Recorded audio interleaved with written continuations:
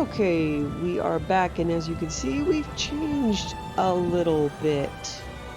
So, along with Zerith-var's influence,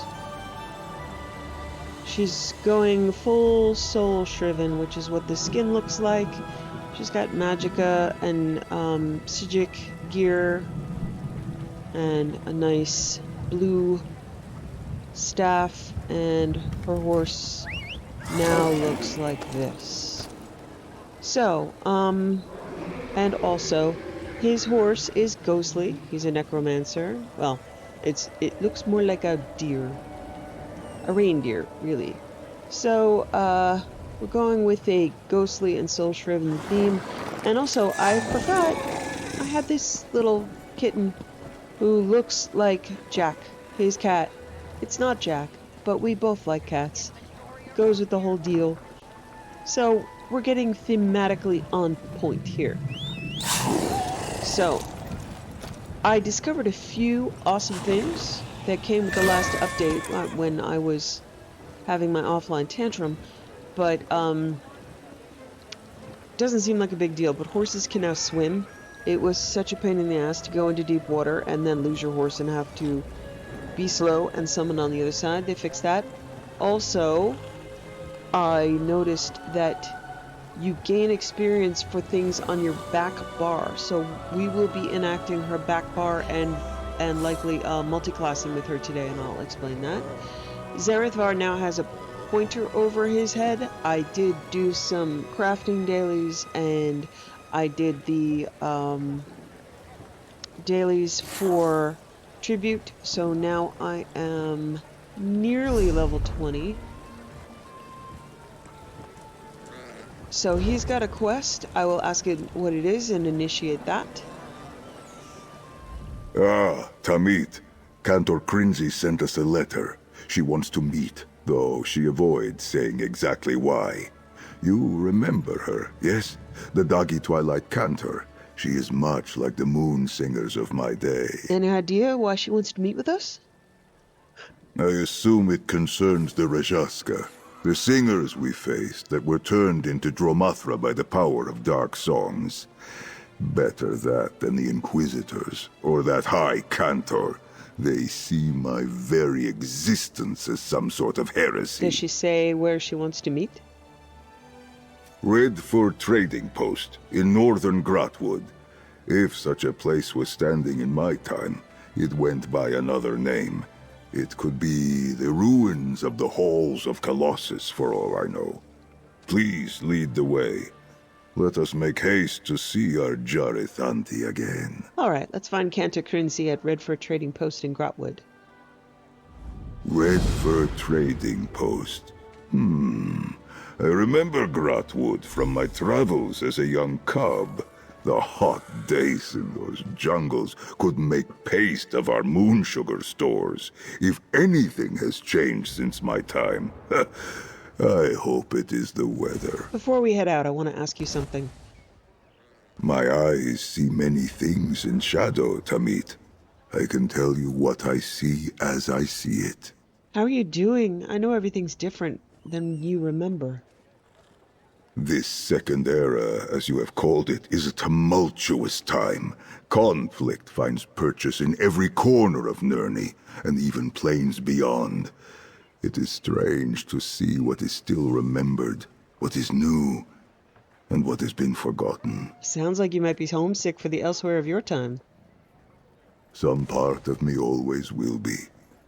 But it is clear I am needed here now, with you. I am immensely grateful for this second pounds, Tamit. Knowing it is for a reason and a purpose makes it easier to appreciate the wonders of this age. The wonders of this age? There are more things now that unite than divide. Guilds, factions, parties of adventurers, all working toward common goals. Friendships forged like the bonds of family. Distance is not the obstacle it was back in my day. It is inspiring to see. Have you had any contact with Cantor Crinzy since the incident at the Vile Manse? Just this letter. Since last I saw you, I worried the High Cantor might have turned Ajarithanti's heart against us. But if she writes to us for help, clearly that cannot be the case. I just wish she had written sooner. What do you think of High Cantor Viti? I have a low opinion of this High Cantor. But then again, perhaps this is unfair. I hardly know her. She is loyal to those inquisitors of the new faith of elsewhere, yes? This Zerith-var that brands me a heretic. Have you learned more about the Zerith-var? As much as I can stomach. The moonlight these fanatics worship is sterile. They follow lifeless teachings of some false prophet. The world is flat and colorless. Those who are not ignorant of my order look upon it with revulsion. I pity them. That sounds difficult to deal with. But I forget my blessings, Tamid. It is because of Cantor Crinzy's curiosity and devotion to Azura that she found you. And you found me. Azura wished our paths to cross. Now we walk one path together. Perhaps Crinzy will join us in time. Are you worried about encountering the Rajaska? Or the Inquisitors again? I never worry about the inevitable. Our paths will cross again. And soon. I know how to stop Rajaska. Their presence here explains mine, but I do not know how to navigate this new faith. These Inquisitors. Thank Azura that you are here to help me. Okay, so he has his own faction. Red Fur Trading Post. Okay, so although he has combat levels from alts of mine and excellent gear, he still has low faction with me, so I have to raise that up. It starts low, raises up. At least with him, he likes most of the things that I do. So there are several. I mean, you can go out with companions that just hate your whole day and everything you do. So he likes crafting and gathering in tribute. You know, he doesn't like necromancy. He will. So since many of them have different likes and dislikes, I have unlocked and traveled with all of them. He's the most harmonious with a good character, even though they look scary. That's the point. This is a new type of magic. Arcanism. Being an arcanist is new to this world. Being a necromancer is old. They're both scary to everybody, and we're gonna go all out and be that thing and be visible. Okay. I am gonna unlock some stories. So these are accessible in the game store. They are free content, at least, you know, if you meet the requirements. But you can come here and look. Quest starters. So I did the Room Despair, the housing brochure. I did that, but I wanted to get a room in another place, so I just went and picked it up. So, a study in discipline. Bacha Athunding, a seasoned adventurer, claims to know the way of Tamriel's many mystical and martial disciplines. She's offered to teach me how to teach myself, to open up my mind to new possibilities. So I believe that is... So even though it's free, you have to go in and activate the quest. So I'm going to do that. I don't want to be a werewolf or a vampire. Second era of scribing. I'm already on that quest. The Margins of Ire. A Daedra called Thoat Republicanum, although Repugnicanum is fine, is creating enemies of ink out of the books in the Infinite Archive. I actually thought this was only for level 50s, but I can start it now, and we will see what happens, because it's essentially a rogue-like, arcade-like library where, you know, the spirits from stories are being released into the world. It was a release with Apocrypha. So I probably won't make it far, but we can go there, and that's kind of cool. Okay, so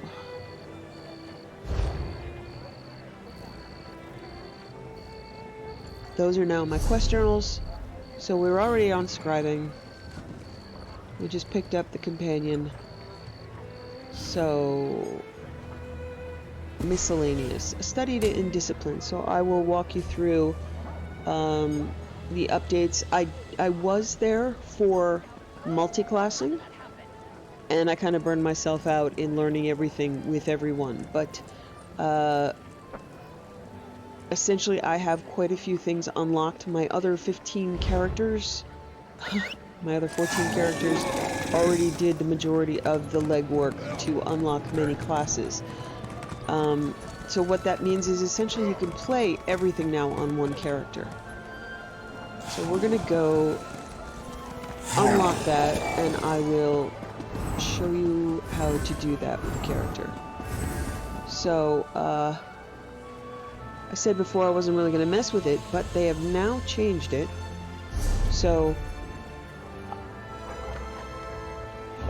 I can put on,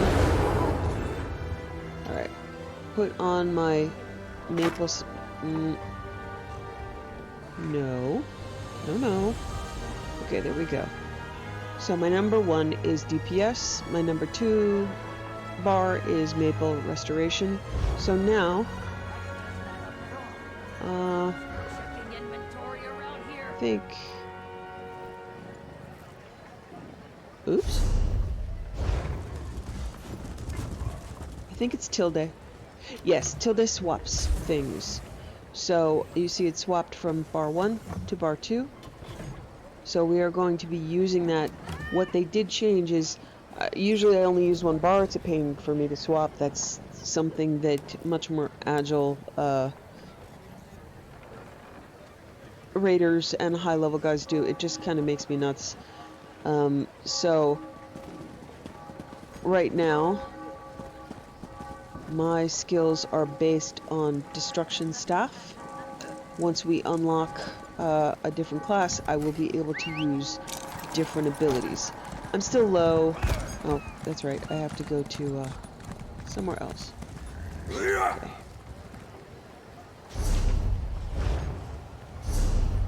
So I've done this lots of times. We are going here to Evermore Way Shrine. I don't think I have a home near here. Evermore Way Shrine in Bankurai. So yeah, my houses are in the south and in the east. Oh, and in the north. So I'm going to see, beam me up. Has anybody in Bankurai? No, they don't. Okay, I'll just take the gate.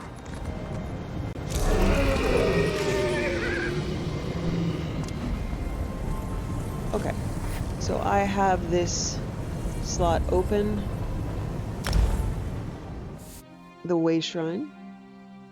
So this is actually really exciting. You get, I mean, you double your speed at raising your skill.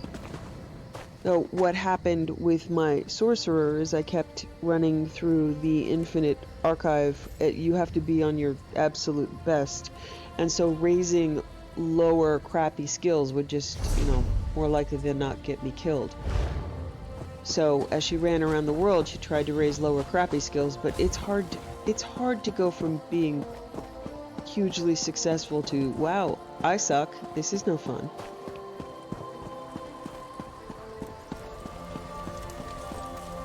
The Philosophy of Stealth book by the Red Asp, Helen Stan. It may seem obvious, but the key to practical invisibility is to be not seen. What does it mean to be not seen? Let us turn this around and ask, what does it mean to be seen? To be seen means that the visible object has somehow attracted the attention of the viewer. Most of the time, you can count on a target's vision to slide across 90 out of 20 objects without really seeing them. Because they're the target, they simply make up part of the general background of his or her surroundings. To be not seen, you must become part of this general background. Lose your individuality and become an integral part of your surroundings. In this way, you may wear the cloak of shadows even upon the salt flats at noon. Only the finest wares here. Legacy of the Dragon Guard. By Klasaveda, Chroniclers of Blades. As all schoolchildren know, northern Tamriel was invaded by a legion of Akaviri raiders in First Era 2700. Mighty warriors with potent powers, these Akaviri cut a swath through Skyrim, defeating all opponents until they were met at Pale Pass by a Cyrodiilka army under the command of General Remen. After a brief battle, the Akaviri surrendered en masse to Remen, saying that in him they had found what they had once come to Tamriel to seek. But the Akaviri added to his own army. Remen marched on, pacifying most of Tamriel, becoming emperor, and founding the Second Empire. The best and wisest of the Akaviri became the Dragon Guard, under the Emperor, Remen's personal command. For the next 2 centuries, the Dragon Guard protected the Remen dynasty, defending the emperors with abilities said to have been learned from the dragons themselves, which persisted in Akavir far longer than they did in Tamriel. But when Remen III was assassinated in 2920, so you can learn about that. There's a series of books called The Year, and it covers Remen and Potentate Versuda Shai and the Tribunal and the son Julek. They're good books. So when Remen III was assassinated in 2920, that was the end of the Remen dynasty, as well as the First Era. Officially, the Dragon Guard was disbanded, some said in shame at having failed to protect the Emperor. Yeah, not just failing to protect, assassinating. However, when the Potentate Versuda Shai assumed the Ruby Throne, the Dragon Guard was unofficially reactivated more as an intelligence network than as an honor guard. Other former members of the Dragon Guard followed different pursuits. Some joined their former centurion, Denarius Ves, when he founded the organization that would come to be known as the Fighters Guild. Others became roving adventurers, selling their services as combat trainers or swords for hire. One of those was a former Dragon Guard whose name is now lost, and is known only to this chronicler as the Grand Master. He took it upon himself to ensure that the martial and mystical arts of old Akaviri would survive into the new and turbulent Second Era. However, he would teach his skills only on the condition that those he taught would go on to teach others. This was the origin of those whom we now call the Dragon Knights.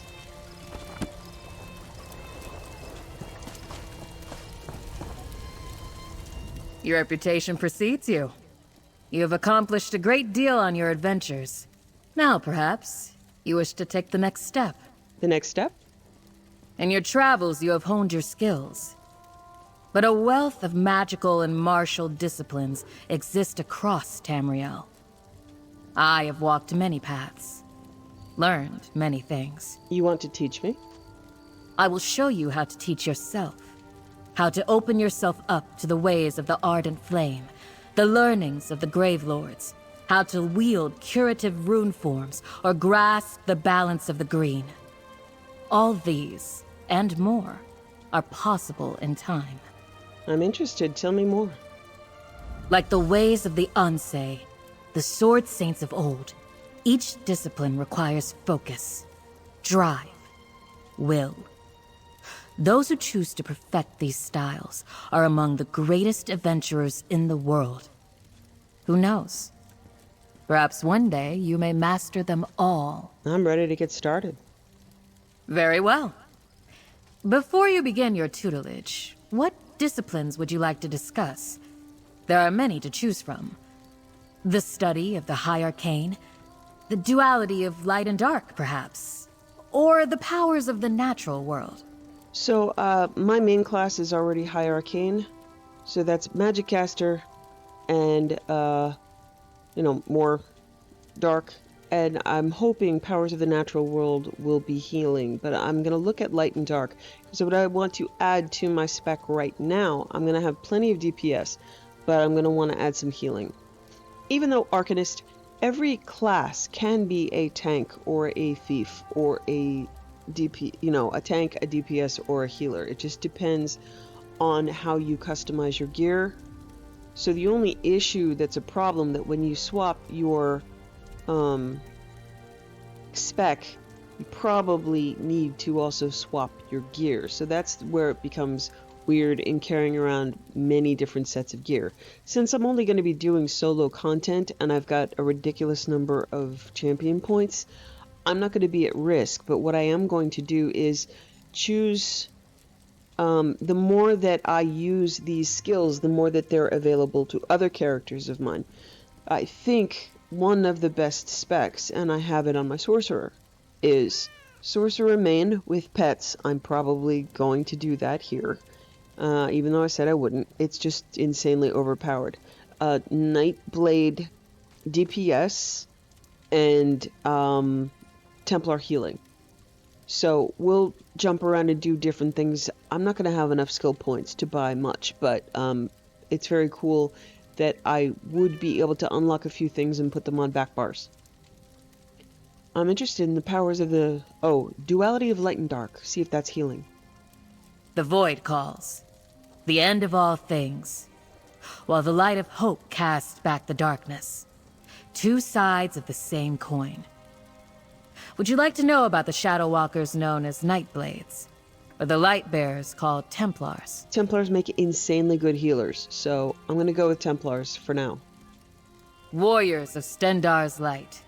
Like the knight-errant Isabelle Valois, Templars coalesce their mystical might into a weapon called an Aedric Spear, and smite their enemies by gathering and unleashing a power called Dawn's Wrath. Isabelle Valois is one of the possible companions. What else? Templars are renowned as incredible combat healers, using their restoring light to knit flesh. I'm ready to choose. What do I do next? Hold the disciplines you wish to study in your mind. Feel their power in your heart, and reach out with your thoughts. The path to learning these new skills begins with but a single step. Okay, so I'm going to choose my disciplines. Subclassing. Customize your gameplay experience by subclassing. Subclassing allows you to equip class skill lines from other classes. To equip a skill line, you need to subclass a skill line from another class, or master that skill line by achieving rank 50, so that skill line's in that skill line's primary class. So I've done that in every class. So when this came out, it was like, oh wow, I've got everything. You must always have one skill line from your primary class equipped. You can equip 2 subclasses or mastered skill lines in your build, but only one subclass or mastered skill line per class. Subclassing allows full use of active, passive, and ultimate skills from other classes. Subclassed or mastered skill lines level up at a slower rate than your primary class skill lines. Skills from subclassed or mastered skill lines only become available as certain character levels are reached. Each skill from subclassed or mastered classed skill lines also costs 2 skill points to unlock instead of 1. Okay, so I have been raising this stuff on my other characters. So what I'm going to do is take out curative rune forms.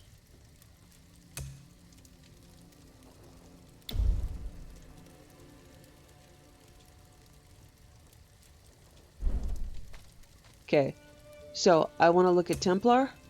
And you see my restoring light is already at 50. Going to equip it, and it's going to ask me which one do I want to replace. And I'm going to replace my curative rune forms. I'm going to use Templar healing instead. Okay, so right now you see I have everything maxed out. I mean, everything I'm going to need maxed out. Although some of it is locked for her, but it's already set at 4 and learned because this is a very good spill line. Okay, so as you see, my number 5 slot, which was my healing spell, is now gone. Okay, so you know, I should probably have a lot of these also done. So I'm either going to keep Herald of the Tome or Soldier of Apocrypha, since this is a new class, I do not know it like the back of my hand. Part of the reason to subclass is passives. So the passive for the Templar is increase healing. You know, the first rank is increasing healing up to 6%. So essentially, I don't really worry terribly about defense. So I think I can only do one of these at a time. But let's see. See if I can do another subclass. So, see if I've gotten any of them very high. Okay, Necromancer Gravelord is pretty good. Okay, and as I said, Assassination, Siphoning, Ardent Flame. Alright, I'm going to do Daedric Summoning, Restoring Light, and let's see which one I'm going to keep.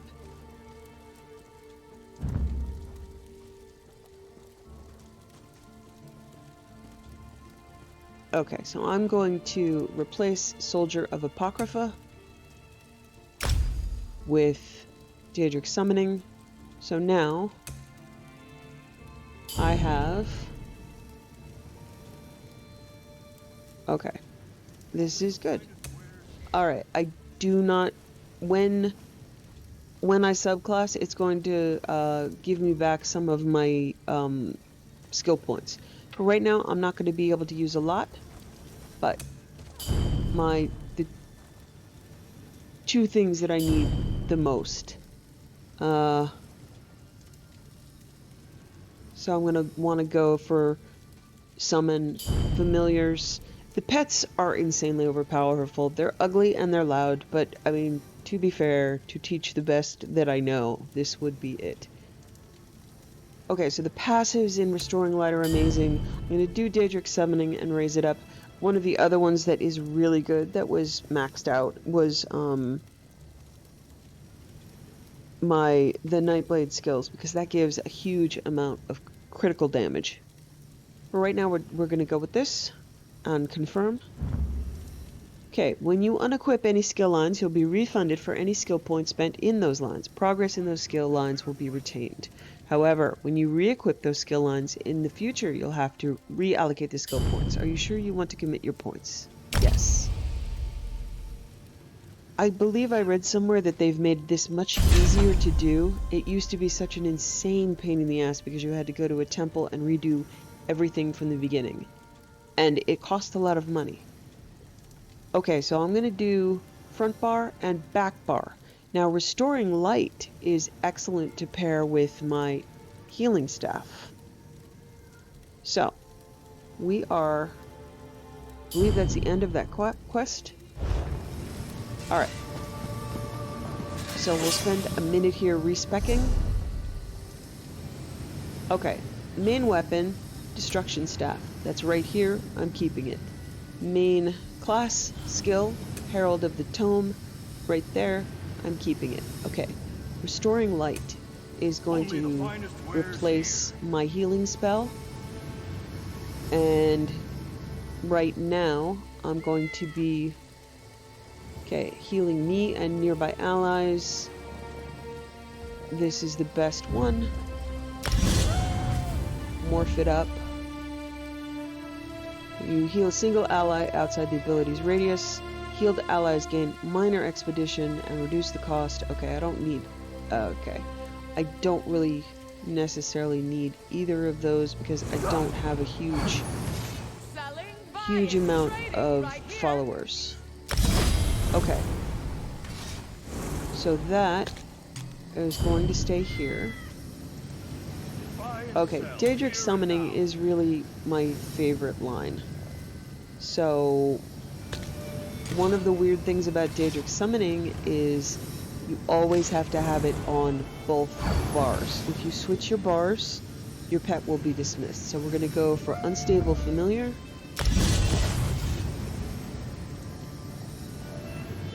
And right now that'll be in slot 4. Alright. So I have my basic lineup, something from every class, and now my back bar I don't have... so I'm going to put Grand Healing.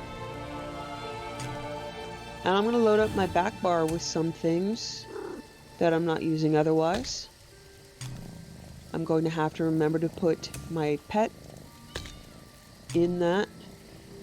So this pet, so it's already number 4. Command the power of Oblivion to send a Daedric familiar to fight at your side. The familiar attacks deal about 800 shock damage. Once summoned, you can activate the familiar special ability for 3,500 magicka, dealing about 1,000 shock damage every 2 seconds for 20 seconds to enemies near them. It's awesome. Later on, we'll get the Summon Winged Twilight, and she is a healer. So call on the Azura to send a Winged Twilight to your side. This is the main reason why Sorcerer is my main class. They're amazing. Okay, so I need a lot more skill points as usual, but we're good. Okay, so I'm gonna leave those on my back bar and they will level up. So what I want to do is make sure I always have something that needs to level. I'm not going to be, probably the familiars I will. It's at 4, it hasn't morphed yet. But just, we're going to keep leveling up these abilities and then starting to rack up passives, which can really add a lot. Okay, that's awesome. Okay. Forgive the appearance. I mean, nah. They make weird noises. I'm not a fan. It doesn't even match the, the group. But it's very hard to play a good character as a sorcerer. Just, your friends are dead. No, your friends are Daedra. Okay. So, I'm going to grab an experience scroll. And some food.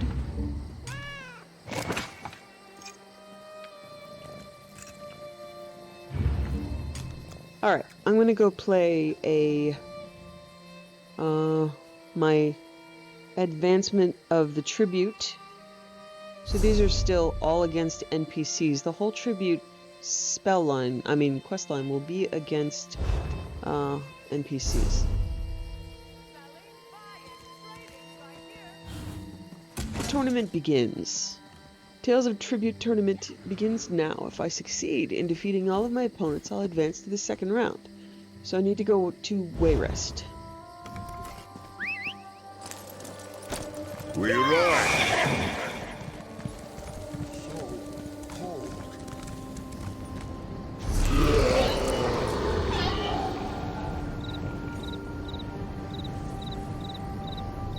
Okay, Wayrest, I believe, is in Rivenspire. I don't necessarily remember exactly where these are. That's why I'm grateful the quest log will show me things on maps. Stormhaven. Okay.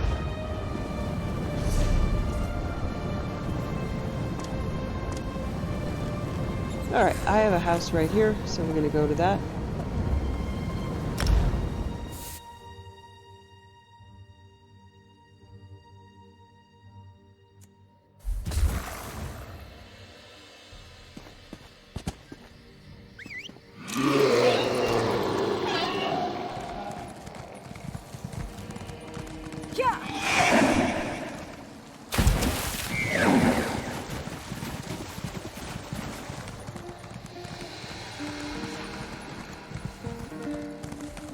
There are a couple of guilds I'm also going to be joining, so we will also pick up the Mage questline, Fighters Guild questline, and the Undaunted questline. I'm not sure how much Undaunted I can do. It's mostly rewards for doing dungeons, and as we saw, dungeons are not good role-play experiences in this game. King Farengal's Beer Ballad. Here it was Farengal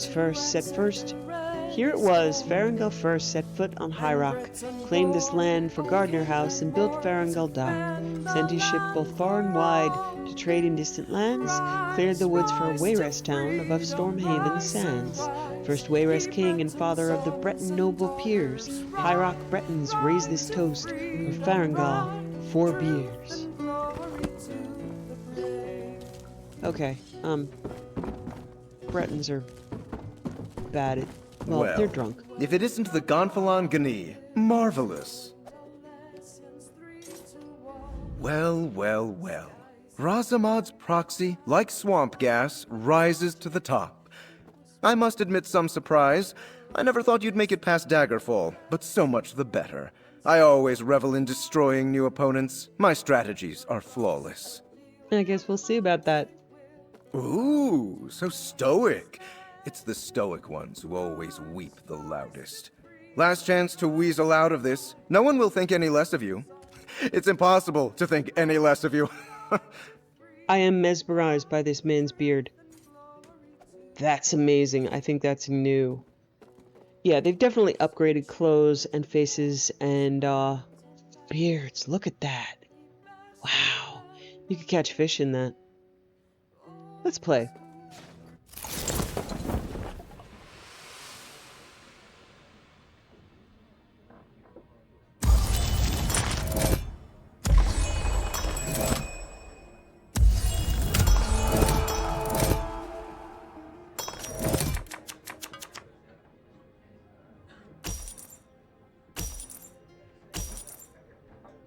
Okay, with these decks, I'm going to want to go red.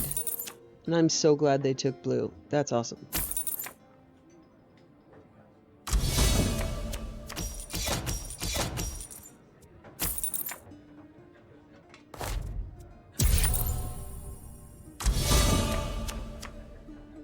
Red St. Pellin's cards usually give you power instead of coin. And although I won't be buying as much, it turns straight into prestige.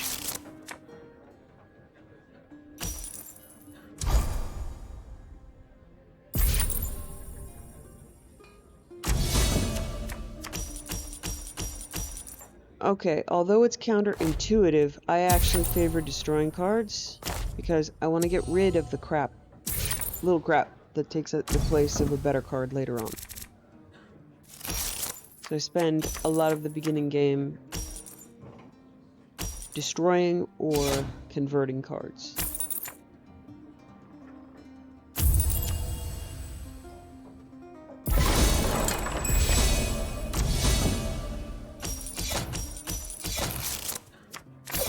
That card will give me straight power. But it's also a contract card, so use it once, it's gone.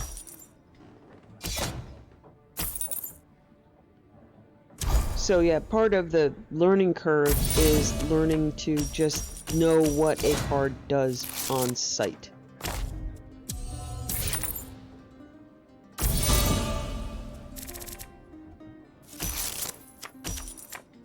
So Celarus tends to let you look, it's the leader of the Psijics, so they can go through time. So they're gonna look ahead at their cards and decide which ones to use next.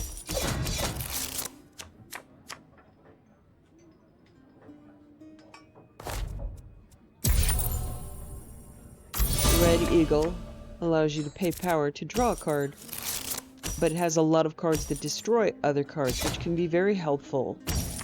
There is another deck called Rajin the Purring Liar that can just give you useless cards, so your deck is full of nothing. It's very helpful to be able to just flat out destroy those cards. And again, I'll use Hlalu to destroy a temporary card. And I have 19 power to their 8, and my deck is getting consolidated into better cards.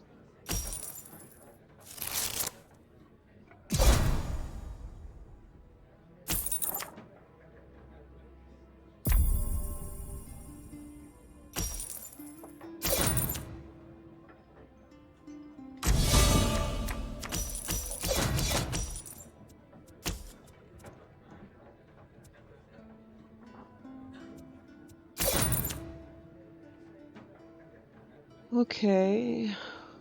We're doing good. 26 to 11.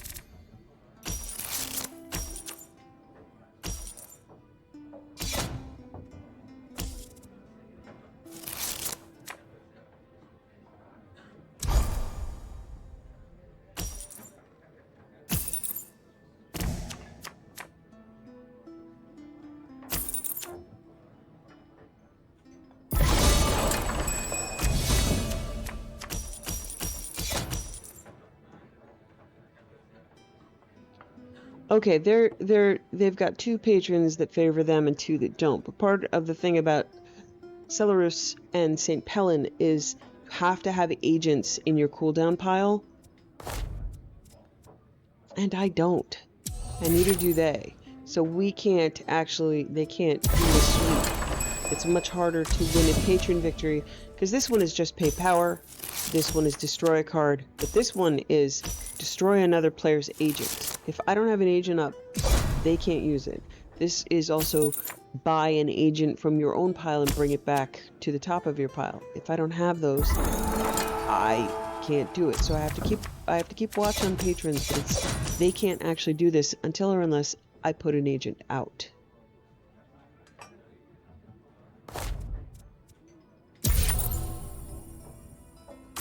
Okay, so I only need 4 points this turn. And if you see, notice, I don't have many cards left. This should give me 2 power. This should give me 3 power. And I should be able to sacrifice even a 2-point power for 1 more point, and I'll be at 40. Or I can buy this card. I'm good. I should win.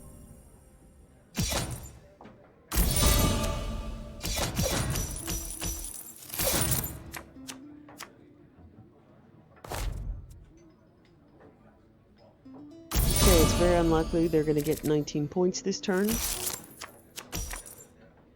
And they can't sweep the patrons.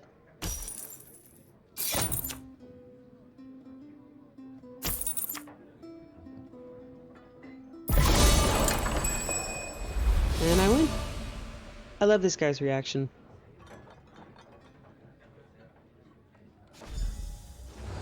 Varnog's about to cry. Yep, he's definitely welling up.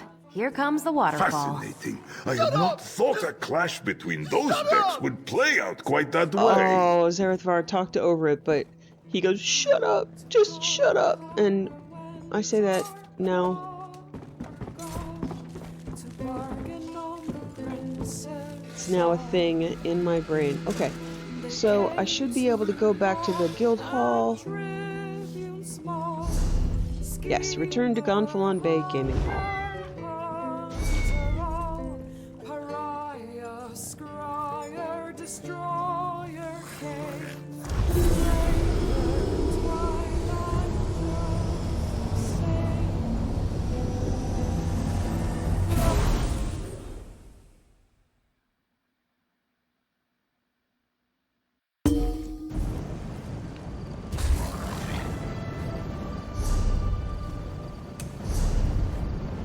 Okay.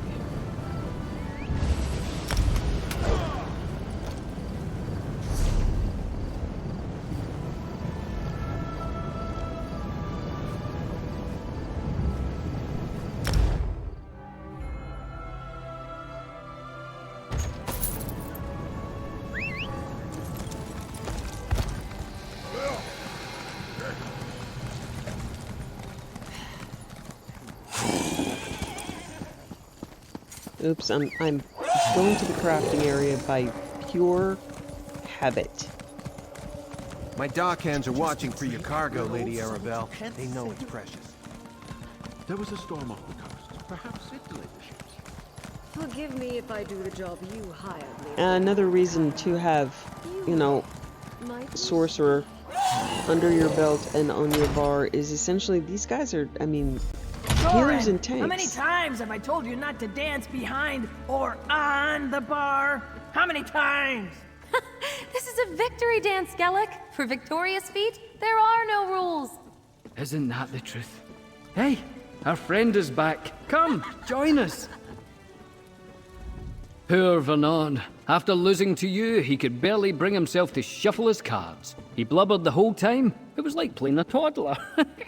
I'd say you're just what this chapter needed. So you both won as well? Yes, indeed. The players of Gonfalon Bay have all officially advanced to intermediate tier play. Putting that Breton in his place felt good. But things are going to get much tougher from here. But now's not the time for fretting. It's time to revel. What does advancing to intermediate play mean? It means that after Razamad approves your promotion, you'll be able to challenge mid-tier tribute players all across Tamriel. And it also means I can start paying off some of my debts. You don't even realize how close I was to disaster. What are you talking about? Just a little predicament I got myself into. I made a few side bets, you see, big ones. Another month of missed payments and... well, I'd rather not think about it. Anyway, if we keep this up, I'll have nothing to worry about. Now, go see Razamad.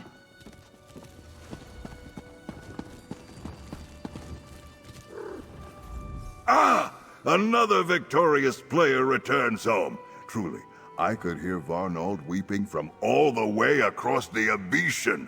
Well done, my friend. Thank you, Master Razamad. You are quite welcome. Now for the formal part. On behalf of the Roysters Club and our revered Gonfalon chapter, I hereby grant you intermediate ranking, with all the rights and privileges due. That and a hefty reward, too. Eager to begin the next tournament? Then I have good news. The Roysters Club just sent word that our new opponents will arrive soon. We have time, though. I imagine they are in no hurry to face defeat at the hands of our chapter's newest prodigy. Is the rest of the team ready? Bragas began pacing as soon as I gave him the news, so clearly he is ready. As for Soren, she seems less so. It would be a pity if she withdrew.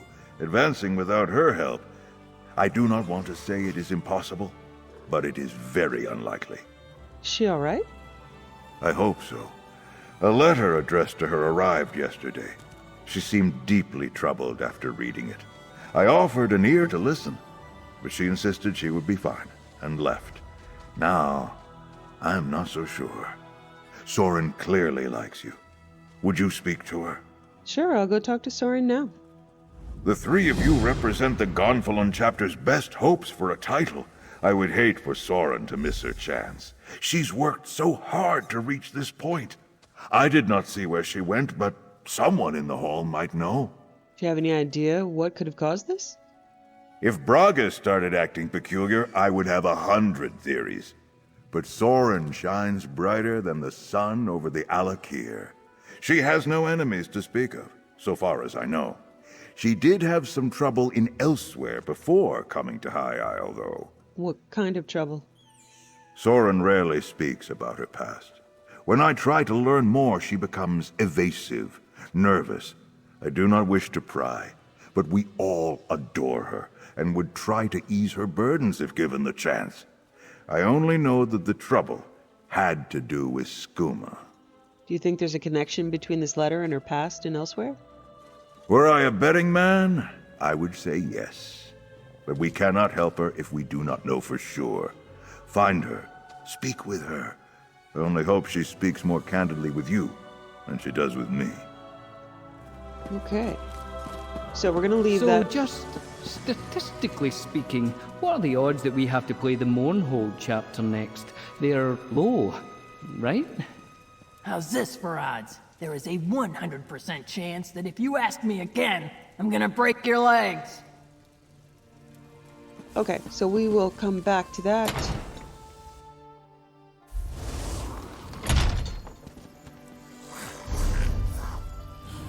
So I will, yeah, next session we'll get on with that. Okay, I want to check out...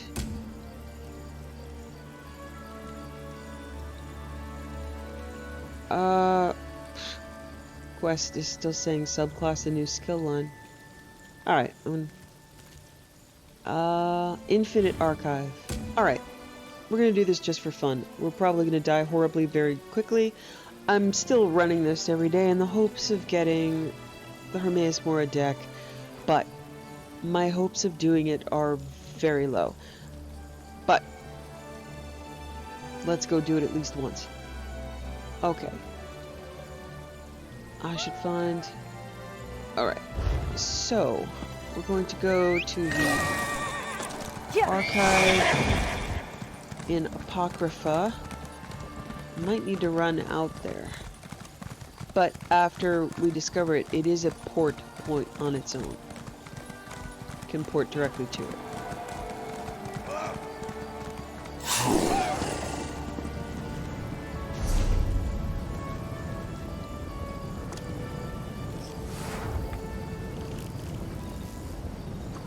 Okay, I don't have much in Apocrypha. Let me see if I can discover some points by porting around randomly.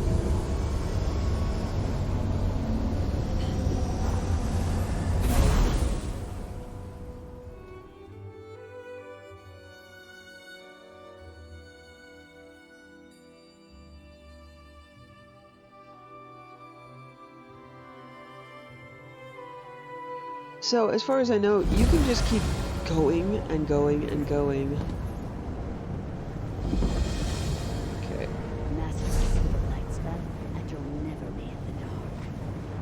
We did get a little closer, that's good.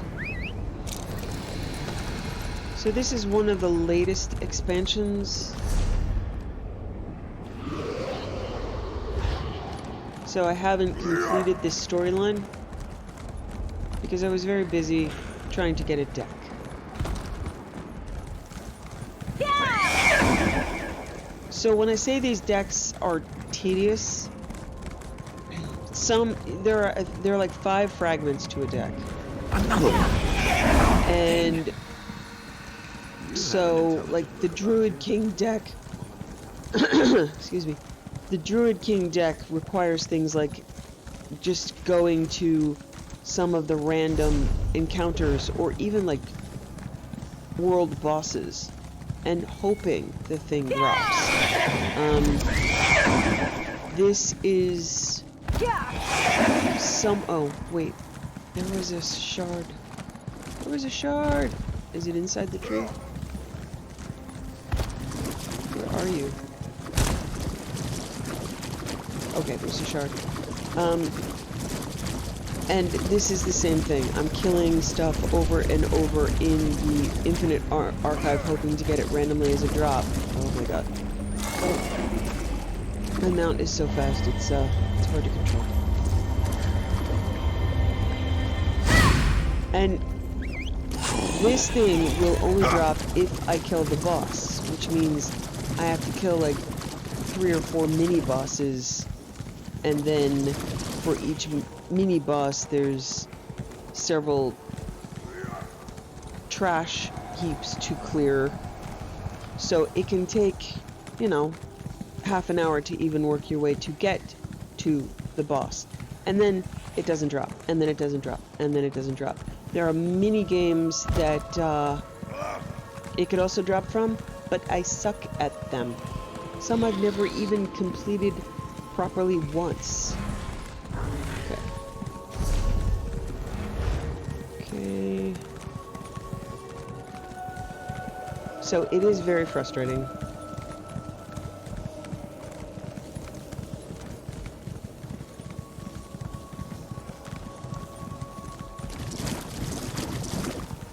I have, I believe, a few fragments of the decks. Let me see.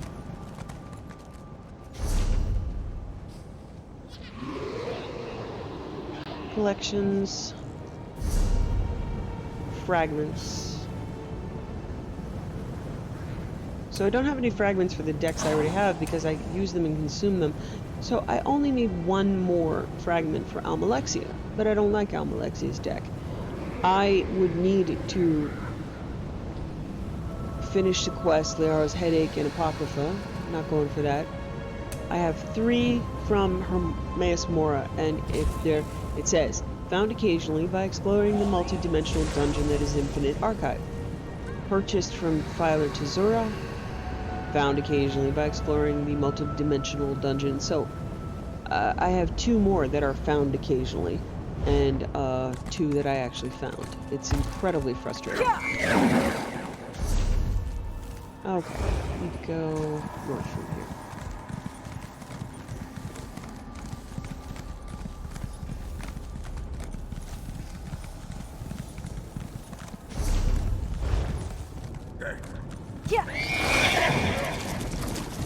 So, I notoriously have insanely, supernaturally bad luck.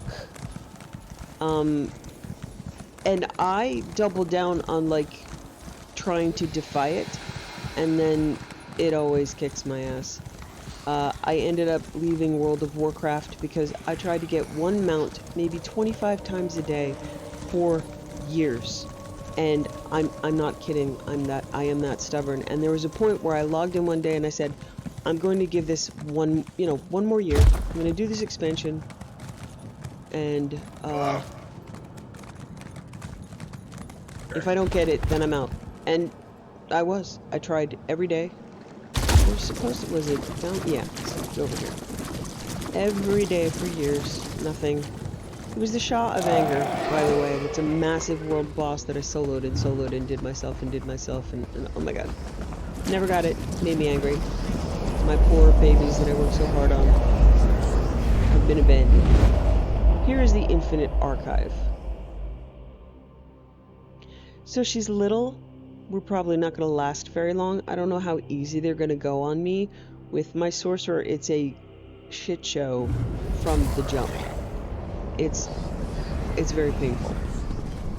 It escalates very quickly. I might be able to get to the first boss. I discovered the Infinite Archive. The area may be explored. Okay, now it's gone. I love these little guys. Filer mix. Helping us with the malligraphies, are you? You know they're not here, right? Good, good. It'd be really embarrassing if you were confused. Oh, and you should bring another mortal with you. You'll need the help. You're a filer. What do you file? Me specifically? Books? Collections of pages. I'm just describing books. I file books. Basically everything in the archive needs to be stored in a place that makes sense. I help keep it organized. How many other filers are there?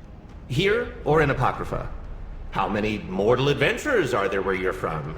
I know of 8 other filers, as well as one pesky mortal who has her own arrangement systems and can't help but destroy our order, but there are others. And they all file books?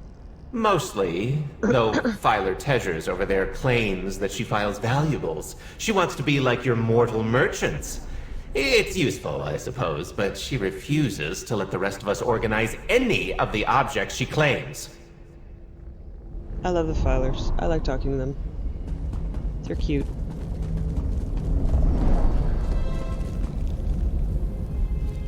Was Thoat Replicanum always here? No. There have been rumors of creature and monster in the archive for a while, but I never encountered them before the malligraphies. I heard you're having some trouble here? The source of our troubles is Thoat Replicanum. She's summoning malligraphies, creatures of ink, and they're making the archive unsafe. I have a plan, but I'm a researcher and not well equipped to deal with the dangers. What's your plan? Daedra can be commanded by Nimics, their true names. If you can find Thoat Replicanum's Nimic, we can summon her and defeat her. This will be treacherous, so I'm prepared to offer you a reward to compensate for the dangers you will encounter. I'll help you find Thoat Replicanum's Nimic and defeat her. That door will take you into the archive. The malligraphies are the best lead we have, so head toward orbs of unstable ink, and you will find them. I'll watch and offer advice when I can, but I'll leave the fighting to you. It's not my forte. What else can you tell me about the malligraphies? They resemble the contents of the text itself. Most of the books here in the archive are historical accounts. They seem differently tempered as well. Some are peaceful, many hostile, and almost all have different skills and strengths. Why do you think the malligraphies are so different? Think about it this way.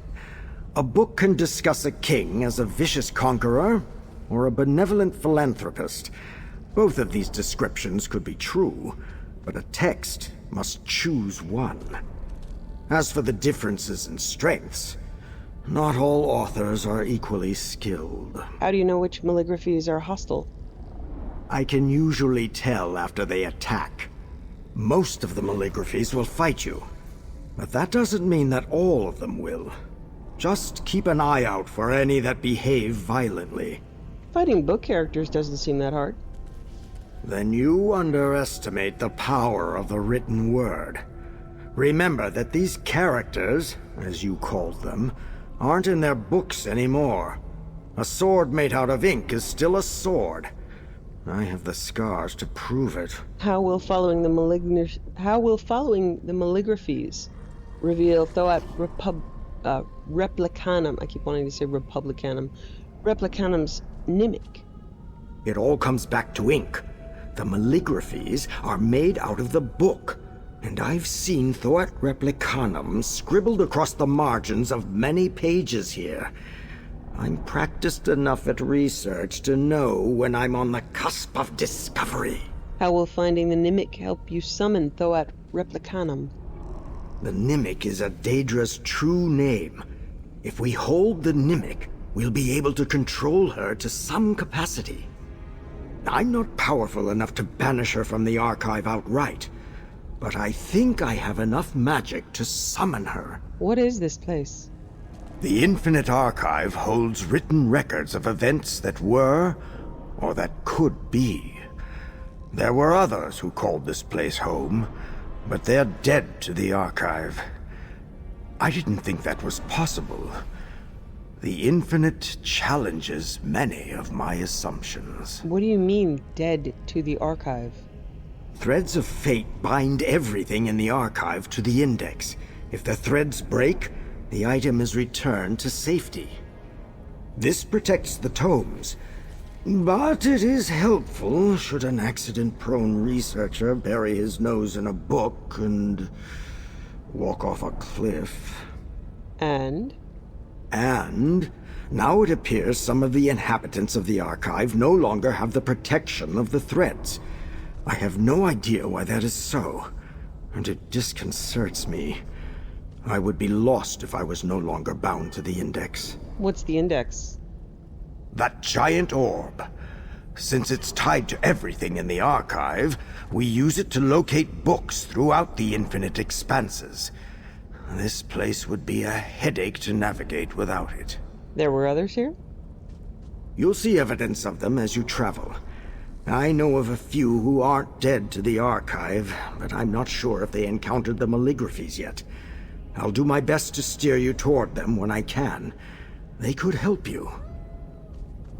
Okay, so the way this works, these filers are sometimes merchants, sometimes they're just funny things you talk to. And the concept is the library out of control where things are coming to life. So that means you could meet a contemporary boss in this game, a contemporary boss in future games. I think there are dozens of bosses, and that's part of why I die often. I don't remember all of the strategies, and some of the strategies I can't even do. Malkest's Journal. For being just a section of Apocrypha's great library, the Infinite Archive has always been a nebulous labyrinth, a conduit for confusion, and a trap for those whose orienteering has not adapted to the mercurial nature of this realm. While the disparate locations within the Archive's vast and sprawling space appear very different from one another, the pathways between them are often unknowingly traversed, making backtracking to the entrance nigh on impossible at the best of times. During their last Rift visit, the scribes of Mora attempted to map the twisting array of the Infinite Archive. They made some progress toward understanding the internal logic of this place, but their rift began to close before they could map it in its entirety. I fear there may be some of their number still wandering the corridors and hallways within. All of this is to say that the place has always been formidable. Lately, it feels as if the Archive is more chaotic than ever. I took the scribe's map with me on my most recent excursion into the depths. None of the gateways between the archive's myriad sections aligned with the maps, which has never happened before. This confirms my anecdotal suspicions. To say that the locations within the Infinite Archive are rearranging themselves would be an overstatement, but that may be what is occurring to some degree. More accurately, I believe there are metaphysical doors, creating new links between these locations. More metaphorically speaking, the doors connecting these archive wings are opening and locking randomly. More than that, it's infested with carpenters who insist on challenging the blueprint or building new annexes. In short, there's something strange afoot here, and I intend to get to the bottom of this mystery. My journey today was purely academic. While I confirmed the existence of the archive's ever-shifting nature, I was also able to devise tactics with which to combat the mercurial halls. Thanks to the Index and my filer companions, I'm able to traverse through the hallways with only slightly more annoyance than I otherwise would have. This is no great victory, but at least I can return to my primary objective of researching more about this confusing place. Today I searched for The Elusive Traveler, a book of some small historical note, by Carnius Missione, an author of similar unimportance. All told, I didn't expect this particular volume to shed any light on the question of what the Infinite Archive is, but quite notably, it was missing from the Index's records. Filer June located the book in a wing by the bridges, and I was able to skim the pages before beginning my long walk back. The book appears to be in a similar vein as the majority that fill the area. It is a moderately embellished historical account of the Vestiges' travels. Of me? Many of the books contained within the Infinite Archive fall under the category of historical accounts of more recent events. Now, many of these accounts agree on the basic order of the events they record, though they do tend to disagree on the specifics. For example, one book will say that the dragon Jormar breathed fire, while others insist the clouds of poisonous smoke erupted from his mouth. Given the differences in these accounts, the truth remains somewhat blurred. I'm coming into a hypothesis of my own, though. I mentioned how the book's index was suspiciously devoid of information regarding the elusive traveler. This is not the first tome which lacked information that I've stumbled across. Without hunting down another book to confirm my theory, I will write it here and save the expedition for another day. My theory is this. The books in the catalog which have limited information available in the index deal with the Vestiges' history. So the Vestige is my name. If my theory proves correct, what is the significance of this fact? And how can I find all the books? There must be a way to enter them all into the record. I stumbled into what I can only describe as a vision or a pocket realm or something far stranger that I cannot force my mind to rationalize. I journeyed into the Infinite Archive, once again in search of a book to further my research into this place's history. But this time, when I reached the end of the section, 2 portals appeared instead of 1. Now, I have a healthy appreciation of the threats of this place. I know what dangers lie in straying from the known paths, especially now. So I cannot rightly say what drove me to step into the second portal. From there, my experience became indescribably strange. My eyes didn't fit in my skull. They still ache from being stretched beyond their usual parameters. And my teeth feel entirely too small. I remember a nauseating amount of sugar. The sweetness sticks to everything. When I came to my senses, retching on the ground with just enough wherewithal to ensure that I didn't soil a priceless folio, sweetness followed me.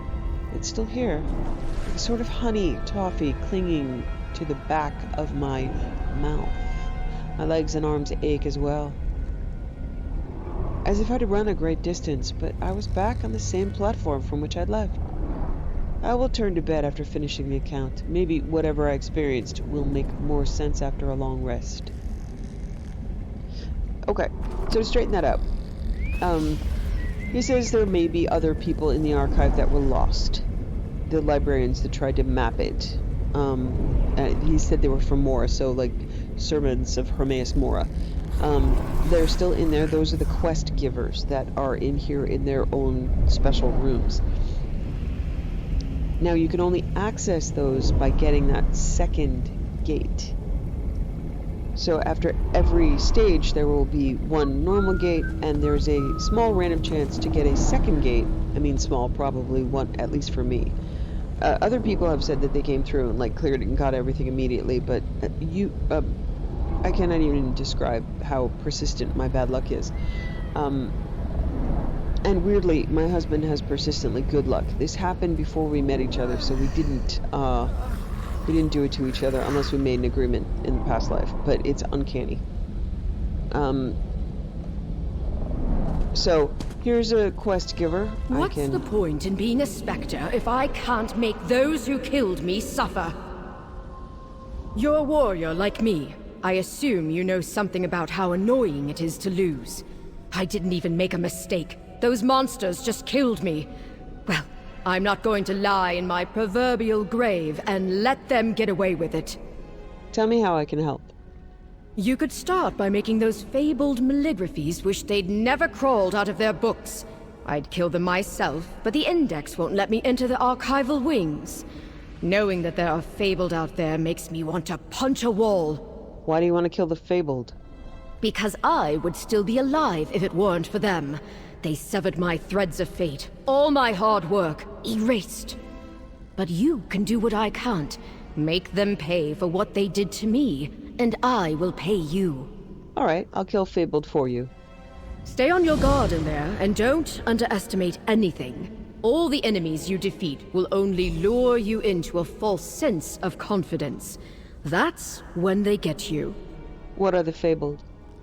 They're strong malligraphies created from the journals of the Archive's old inhabitants. They'll look like Hermaeus Mora cultists, but they won't be friendly. How can I find them? They usually take a little bit of time before they make an appearance in the archival wings. I thought it was because they were intimidated by my skills, but now I know better. They're stronger than you expect. Don't underestimate them. How long will I have to wait? I'm not sure. It usually took exploring a few different archival wings to find one. Those bastards are probably waiting to see how much of a threat you are before revealing themselves. They see the Archive as a challenge or something. What happened to you in the Archive? I heard that I could fight an entire army's worth of enemies here with no real mortal danger. Imagine my surprise when the threads of fate I heard so much about didn't save me from death, like they were supposed to. You keep mentioning threads of fate. What are they? As I understand it, they tie all the living creatures and books here to the Index. I suppose the threads act as security against the dangers of the Archive. Dying severs a thread. Lose too many, and you're returned to this chamber. Then how did you die? Master Malkest and the Filers are too busy with the other troubles in the Archive to look into what happened. But that is not what bothers me. I am not upset about the Index's lapse. I am furious at the creatures who severed my threads. Okay, so threads of fate, you get 3 when you go in. That basically means you have 4 lives. First life and then 3 tries. Filer's S. Mortals are similar to Filers. We have different specialties, and so do you. You're a strife mortal. Malkest is a meditative mortal. This makes much sense. I am a strife mortal, thank you. Okay, here is one of the merchants. Don't complain to me if you want something that's not available. Mortals and their lack of patience. It's like you haven't waited an eon to set your eyes on the book you really need. So yes, take a look, but don't complain. Yes, I've complained quite a bit. So, you can see I have 3,620 archival fortunes earned by other characters. And so, like, here's a bound script that I don't know for scribing. In my mod, I have all of my alts named, so you can see the one that's gray is the only one that has it. Everybody else doesn't have it. She's the one that has like the majority, if like all of the expensive recipes, and I sell off the rest. There's no real reason to have they're all level 50 crafters, but they haven't done all the research. They don't have all of the style books, which means being able to craft in a certain style. She does. Okay, so I am looking. So here is a antiquity lead to get, you know, piece of an antiquity item, and it would be part of a work and steam guards. So I occasionally can find items here. This is where I've gotten some deck fragments. I think it changes every week, I'm not sure. Okay. There is another vendor over here. I'll just show you. So it's essentially for when you have a ridiculous number of... Oh, hi, Tyler. Oh, we just talked to you. I like this entrance.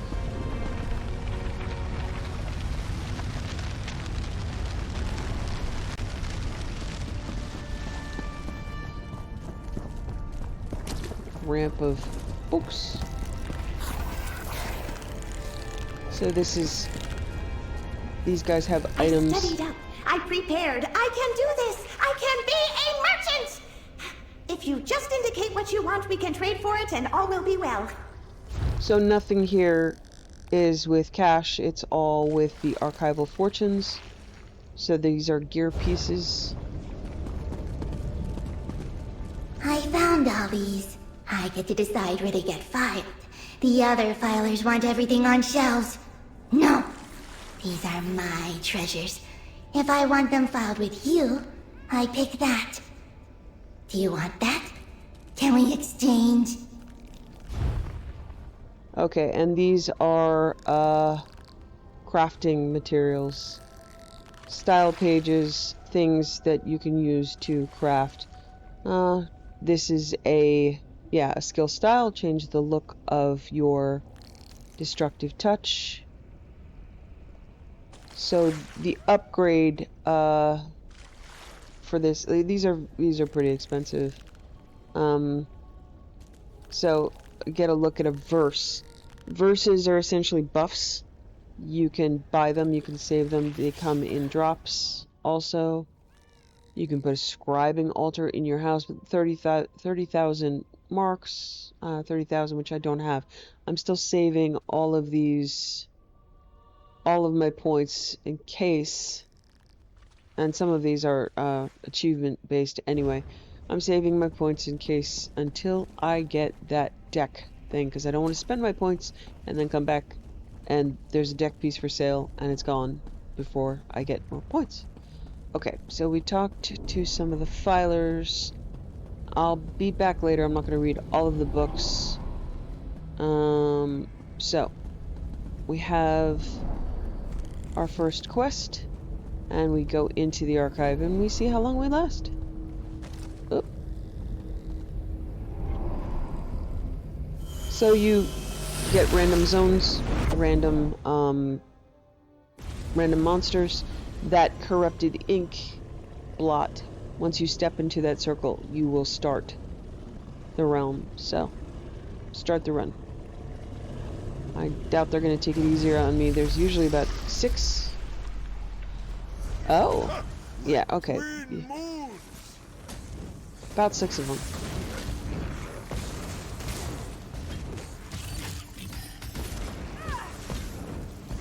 Alright, I do have an advantage with all my champion points.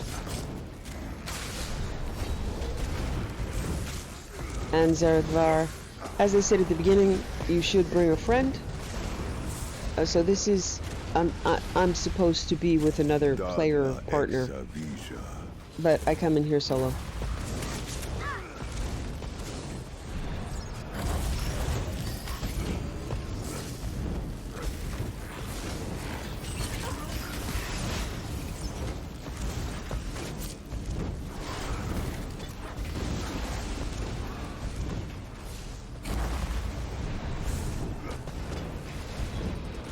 So none of these have any loot.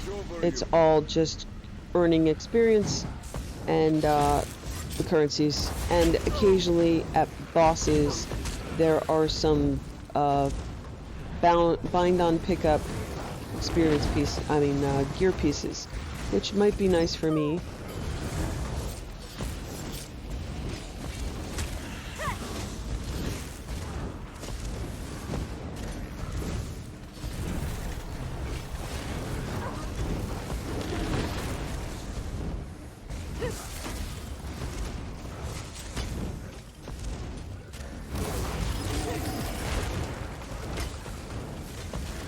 And the Fabled, essentially, she wants me to kill 10 bosses.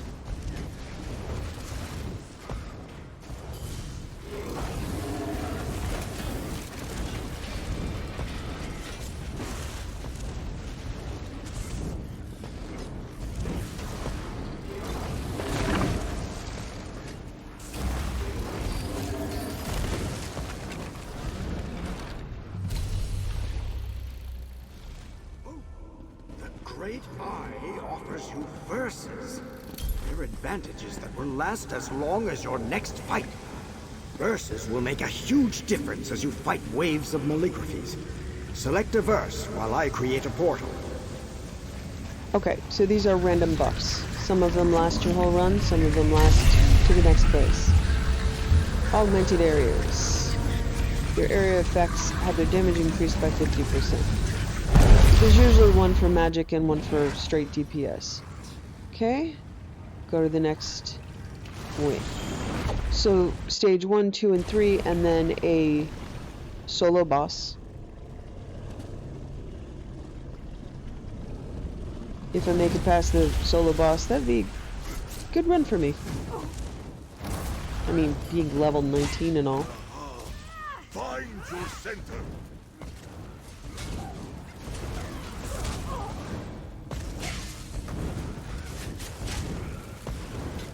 So your first boss is probably going to be not so bad without crazy kill you immediately mechanics. There's some I just can't figure out because the mechanics are so weird in some cases. I have to, I have to look up. Okay, Fate Carver increased to rank 4. That's good. Done.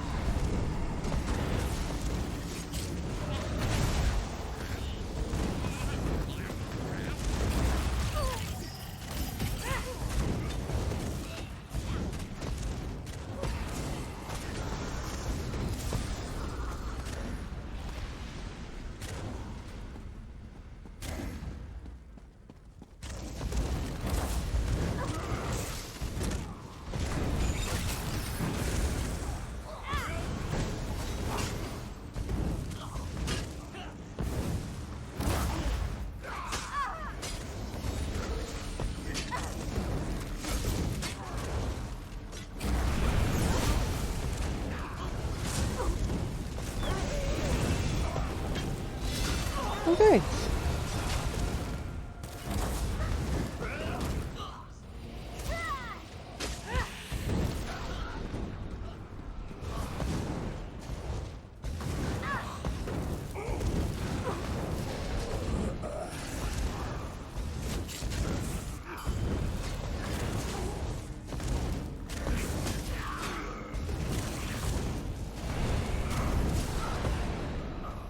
Okay, so I will get a skill point from that, which is good.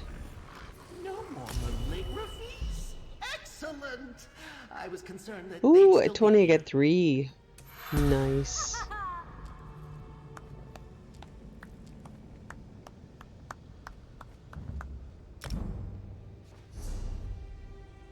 Okay, so while we are working on this, I'm going to unlock more stuff. Okay, I can morph Daedric Familiar. So here are the two options. Summon a clan fear instead of a familiar. Once summoned, you can activate the clan fear's special ability to heal you. So I don't want heal, I want him to be DPS. Summon a volatile familiar. Once summoned, you can activate the familiar's special ability to pulse area damage and stun enemies. We want that. And, oh yeah, we want summon winged familiar. Yes, we do. Okay, so summon winged familiar will go here and replace the healing spell. I'm going to move Ritual of Rebirth, replace the, I'm going to replace the Scribed spell, because even though it's a good spell, I can't raise anything. I can't earn any skill on it. There's no skill. You just put the spell there and you're done. Okay. So I need to remember on my back bar, I need to also put the Summon Wing Twilight, or else when or if I switch bars, it will disappear. Okay, so I'm going to put Ritual of Rebirth here. So what I can do, if I get into trouble, I can switch to my healing staff and heal the party and heal the group. And by switching, I won't lose my pets. Okay, that's awesome. Winged Twilight for right now will just be... She's doing shock damage. Yep. So these are insanely overpowered, particularly if you keep raising your magicka, because their damage is tied to yours. Once summoned, you can activate the Winged Twilight special ability, causing it to heal a friendly target and itself. So, that's me, or the other one. With that pet, you're very hard to kill. Okay, so the merchants that are here... When you choose the verse, do you think the tentacle will disappear? I don't mean to offend Hermaeus Mora, but it is throwing off the balance of this wing. So they sell basic things. This is based on my level. I could buy stuff my level. And then I could buy mystery verses and try my luck. But I'm not spending the stuff here on... I'm not spending my currency here on an extra verse. I'd rather die and start over again. And that's what happens. You get 3 lives in here. Once you're dead, you're booted out. You have to start over at the beginning. Fire Orb. Fire orbs create a tether between you and the orb, dealing 5,500 flame damage to enemies, and tether intersects every 3 seconds. Okay.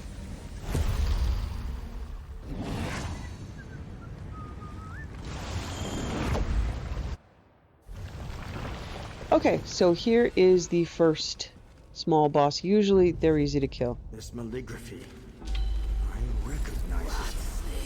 So that's my orb. I'm going to try to keep the tether between me and it so it does damage to it.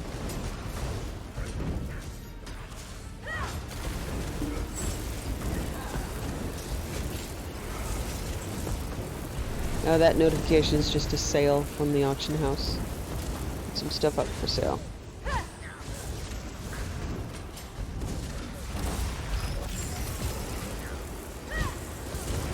Okay, yeah, this first boss, they're usually just tank and spank. Pretty fast, pretty easy. And then it gets exponentially harder. I doubt we can make it to Thoat Replicanum, because there's usually a boss with a... realm of vivified ink, the perfect place to hone our abilities. It would be easy to forget our obligations to learning in a place like this. He's offering you visions. Those last longer than verses. Hang on, what's this? A fragment of a mimic.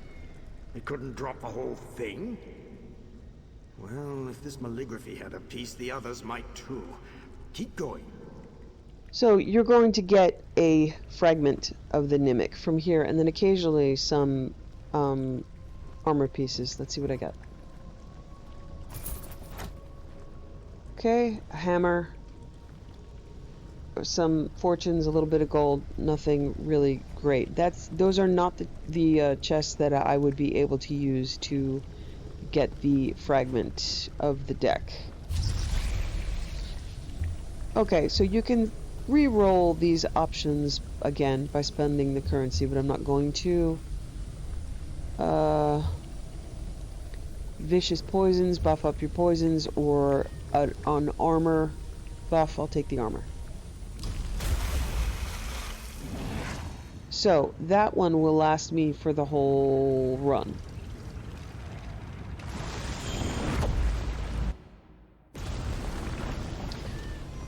Okay, with arcade mechanics, it will start getting tougher. The bosses will get tougher. Staying alive will be tougher.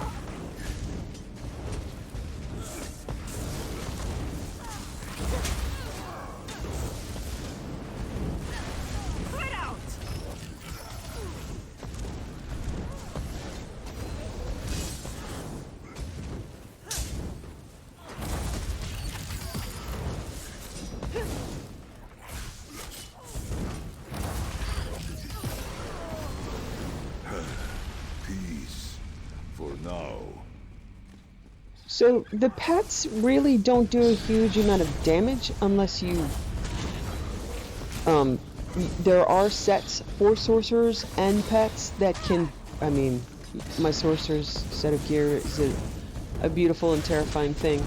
But right now they're just really good distractions. If you'll notice, not much comes after me. There's 6 things spawning and 4 things to go after.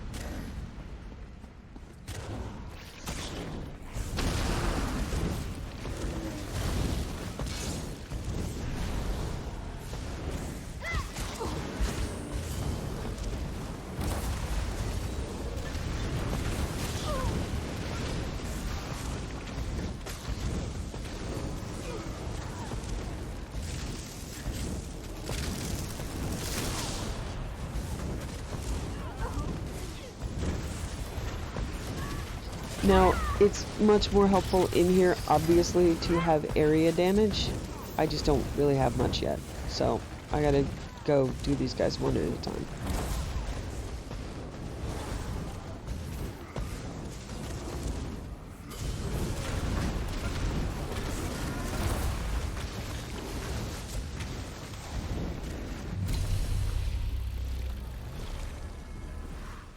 Almost no one in the archive has martial skills. It's a good thing you came along.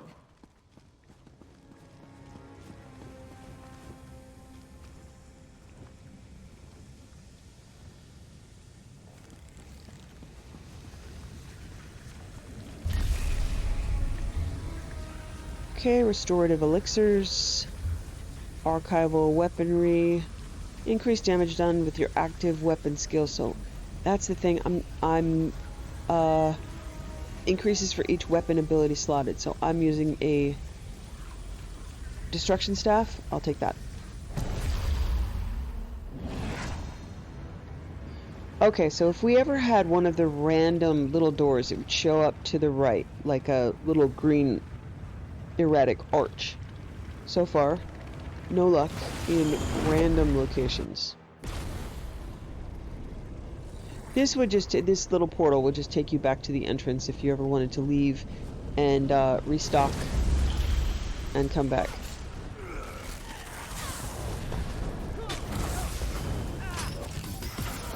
So as you can see, with a companion and 2 pets, for solo content, you can get a lot done. I couldn't run a dungeon by myself, but I can certainly handle a bunch of normal spawns in a group.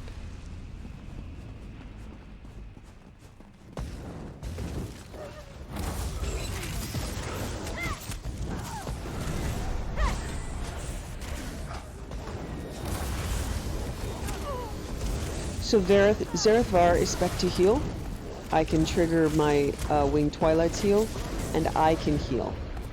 So there you saw it, Restoration Staff, which is on my back bar, just leveled up.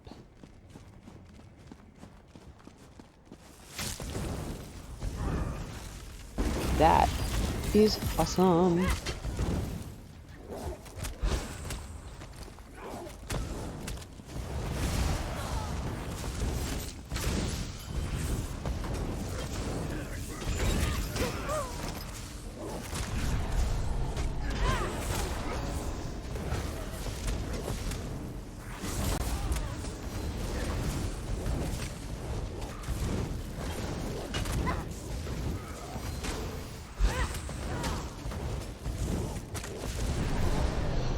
So I keep running back and forth and dragging things through my pets and through Zerith-var very often. They'll drag it right off me. Okay, Fate Carver can be morphed. Nice. So when I next... These enemies were hardly a challenge for you. So the next time I get a point, I can morph something.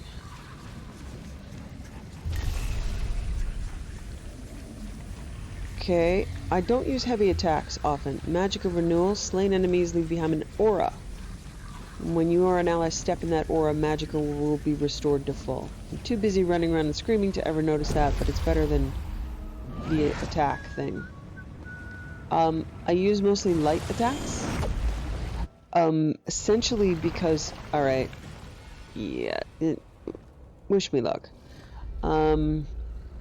I usually use light attacks because my mains set has a bonus to light attack, so I'm just in the habit. I have no idea what the mechanics of this guy are.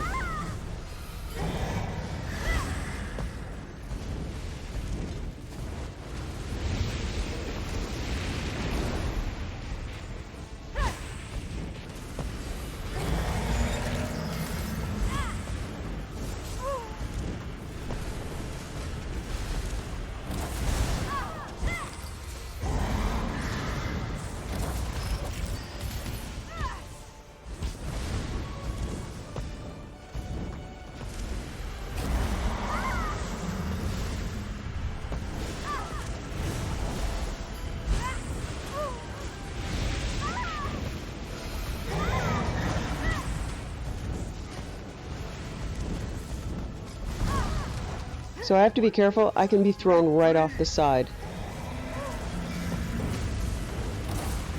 That is in fact how I die often. Thrown right off the side.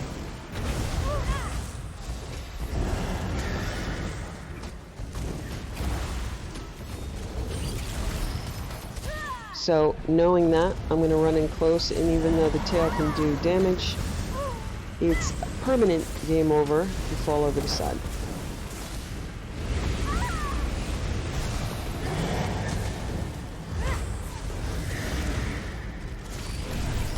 Okay, I'm just out of mana, so, and I don't have many or really any skills to help me with that, so I'm gonna rely on my staff and heals.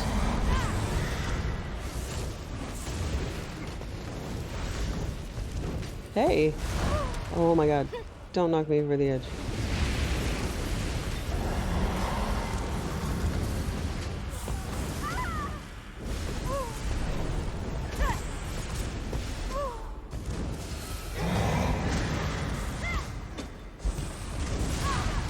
Oof.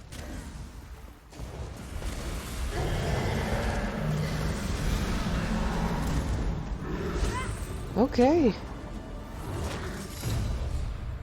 Hey, good job, guys. Nicely done. Another mimic fragment. This two-pronged approach is working. You're collecting the fragments, and I'm learning more about Thoat. One of the books called Thoat, She Who Became Vivified Ink. As you continue to fight, I'll try to figure out what that means. Also, if you notice over in my chat, I'll try to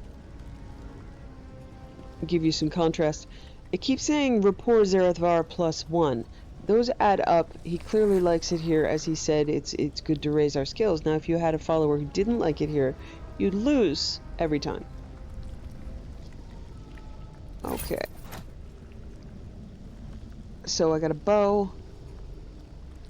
more archival fortunes, gold, and they usually give you like some weird little like treasure. Blackcaster's Mage spellbook. That's just called a treasure type. Now, in the Thieves Guild, there is a whole quest line where you hand in treasure types. So I save them for when or if I'm ever actually going to do the Thieves Guild quest line again. I don't really like them. Okay, I'm going to... I don't recharge my weapon much, and I don't repair much. My mods will automatically do that. Okay. Oh. Painful Proficient. Direct damage increased by 2%. Extended favor, major, and minor effects durations last by 50%. I'm going to go for the straight damage.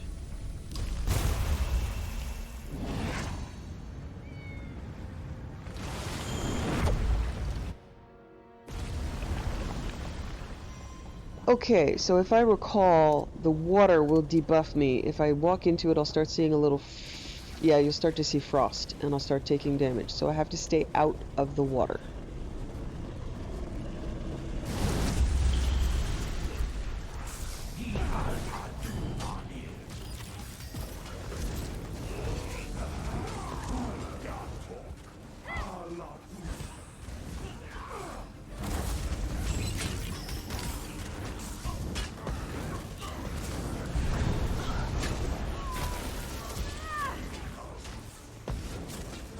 I have some good, helpful mods on my taskbar. Here, I'll trigger my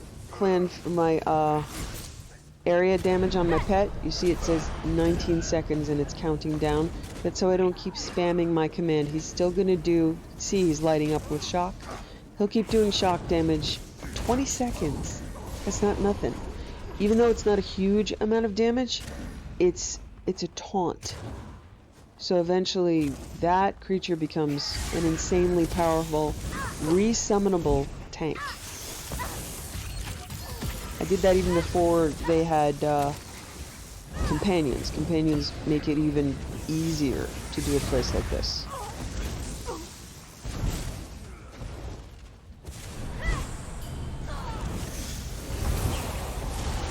So Zerith-var is doing actual heals of his own. He's triggering that Crimson Funnel, which is another triggerable heal. I have a heal, and my pet has a heal. That's a lot. Okay, Zerith-var is running toward the next group of owies.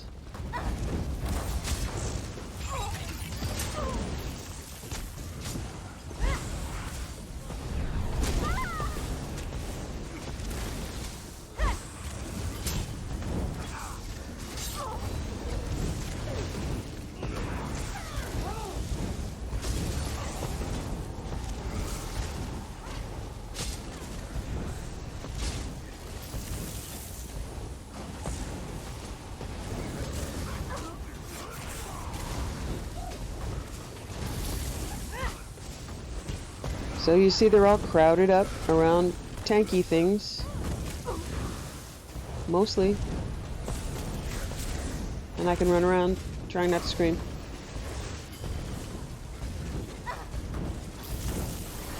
I am doing quite a bit of damage, but usually I'm picking something that the tank is already on and finishing them up. Zerith-var, it is done. Okay. I've actually made it a lot farther than I thought I would.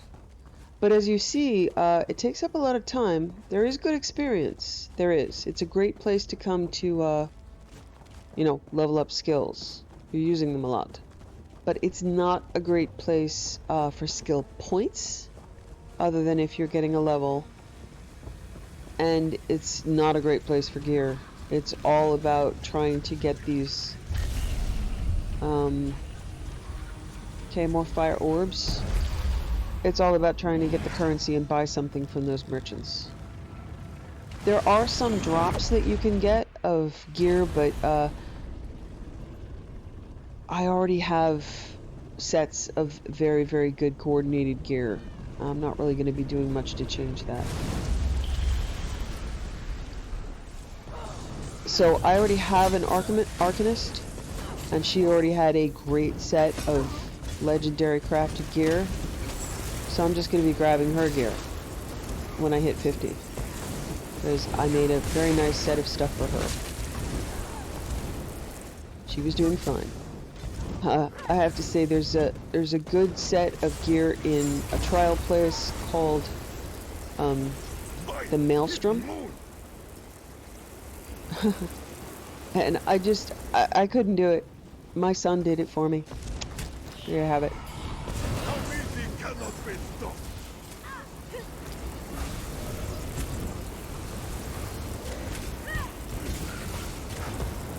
So as you notice, holding still is not really something you do in this game.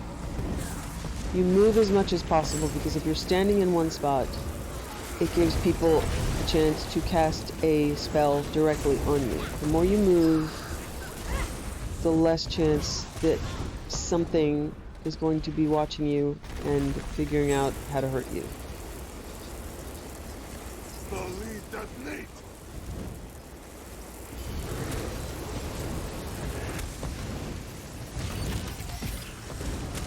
So as you'll notice, I've gotten some currency, but really, nothing particularly valuable other than that. That's why this place can be so frustrating, especially if you're coming in to get one particular random thing, and you've got one shot at it in an hour, and you have supernaturally bad luck.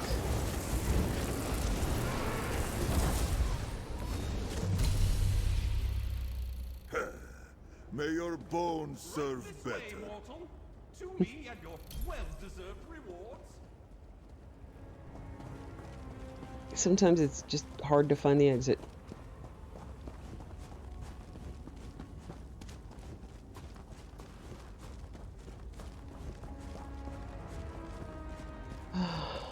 Okay. Oh, now I can go in the water. I won't die from it. It just is unpleasant. But I'm probably going to have to find the... Okay, there's the exit.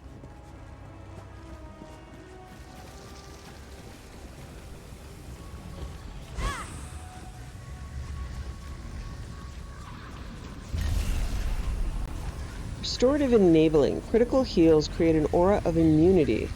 Whenever you critically heal yourself or an ally, an aura of immunity is placed at their location that lasts for 10 seconds.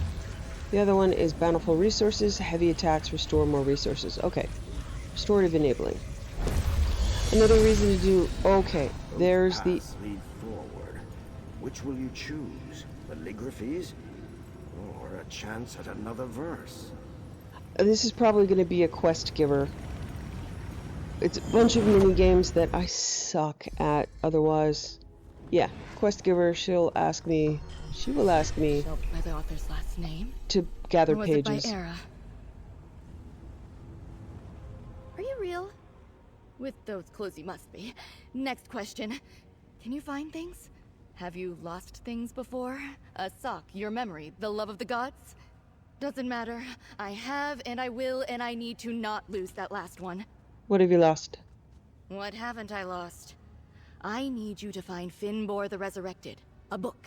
It's about a reachfolk who became the servant of Hermaeus Mora in exchange for a book of necromancy. A horrid practice. All those organs. Very unclean. Agreed. How can I find this book? Not the book. The pages. I lost the pages. The sheaves of paper are scattered throughout the archive. I have some tricks I picked up from living here. Verses. Things to make you stronger, quicker, sturdier. Bring me the pages, and I'll give you one.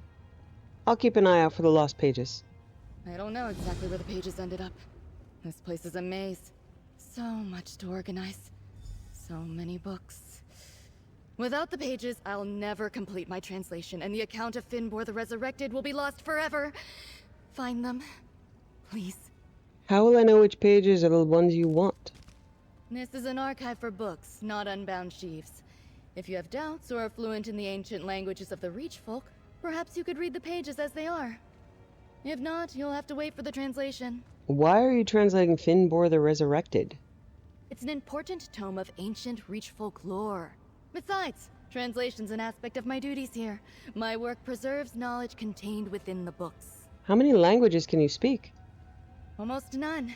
I can read infinitely more than I speak. Understanding the meaning of written gel is so vastly different than hearing the sounds and making sense of them. Written translation is as far as my skills go, I'm afraid. You seem a little on edge. Are the missing pages the only thing that's wrong? This room, this archive, it's so scattered. Are we following authors? Eras, geographical locations, subject matter, binding materials, ink types? This room is making you uncomfortable? The only time it's bearable is when I'm reading or working. Otherwise, I just want to tear all the books from their shelves and restock them correctly. So why don't you organize the shelves to your liking? What if I organize them by the wrong category? Have you seen an archive organized by spine color? Or by date written? No. Besides, this is Hermaeus Mora's archive. I don't want to inadvertently upset the Prince of Knowledge. Goodbye. Historically, that's actually kind of true in very famous libraries. Librarians are very OCD and want things their own particular way, and so sometimes it just happens. Yeah, okay. Ooh, there's a bookshelf in here. Sometimes it just happens that every 50 years these extreme libraries go through new systems that never get finished because the places are so huge. So, small fact. Bookshelf.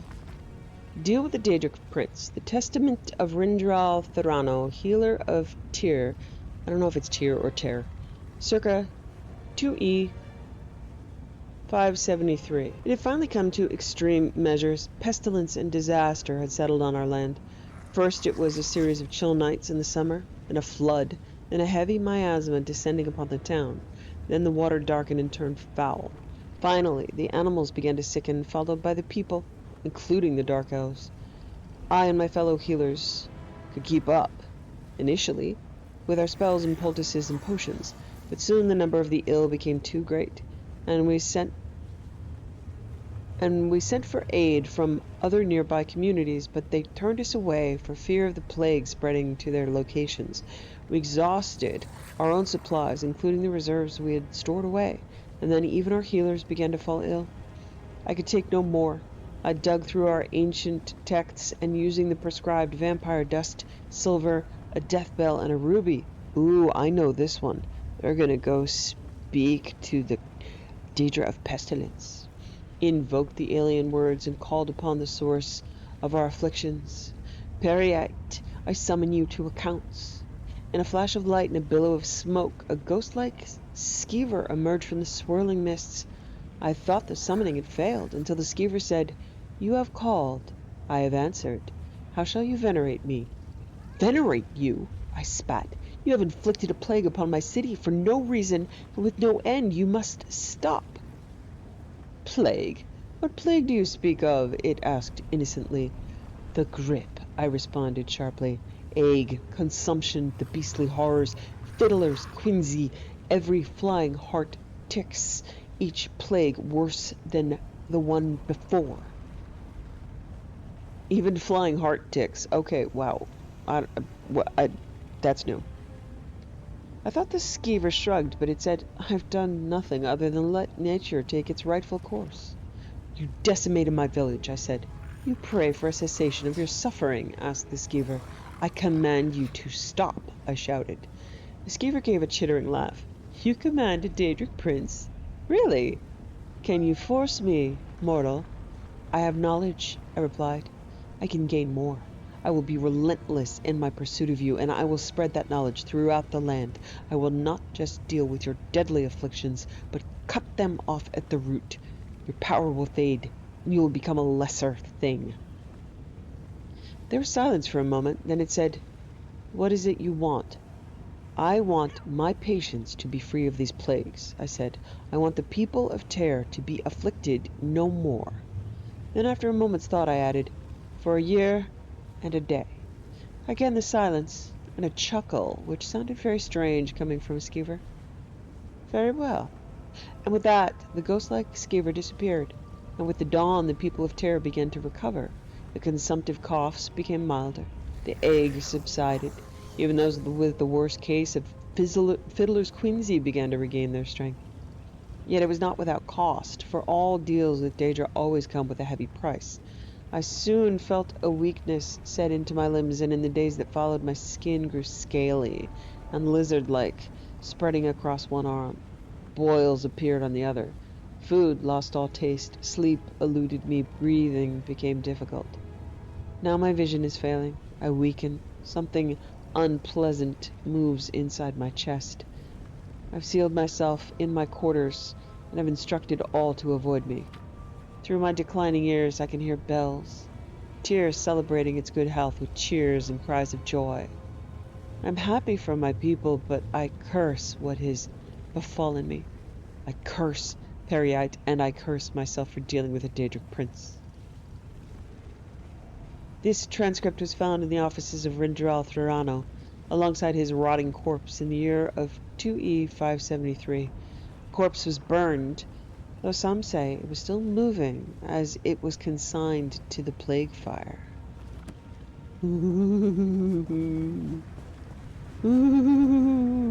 Okay. Back to killing things. And not just learning about things. I have no idea what this one does. Hi. Me. Bear witness to the strength of oblivion.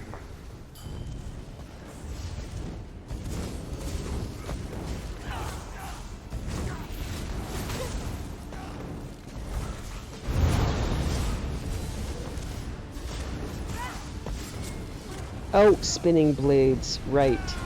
Okay. Oh, crap. This is not... Yeah. Zerith-var is... Let's see if I can feel him. Usually followers fight it pretty badly in here to the mechanics because they can't, they don't evade anything. Okay, there was a ghost version also. Saw the ghost. Oh, I don't want to be near the edge.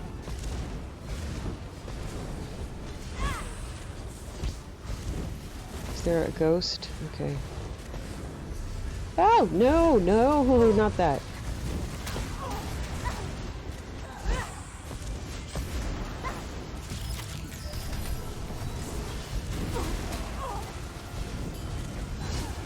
Sometimes there are ads. Gotta be careful.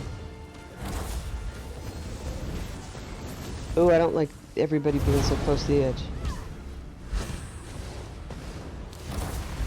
Oh yeah, Zerith-var's dead. Show your back and die. I mean, not forever, but I'm it.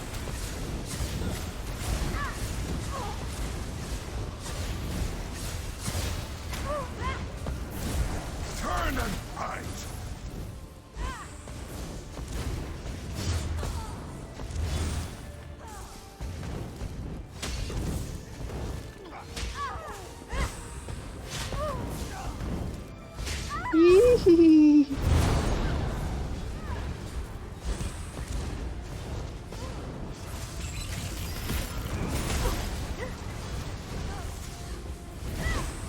If you see there's a like a cone of damage on the ground that I have to not be in when it finishes coning. See that cone? Don't be in it. Don't fall over the side. Stay in the middle. Except not in the middle of a spinning blade. So I'm not actually doing much damage, but I am alive. Except I'm out of mana now.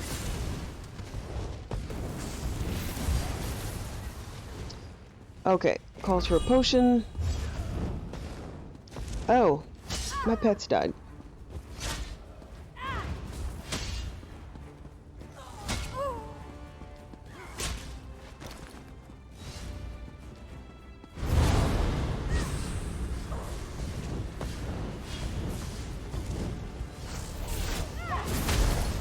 Ooh, kicked me right into a spinning blade. Rude.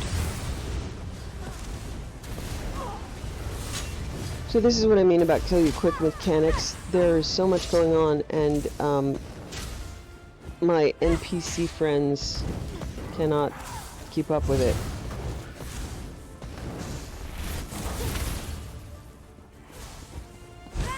There are a whole bunch of places to do. What the hell? Oh, it's Zerith. Okay.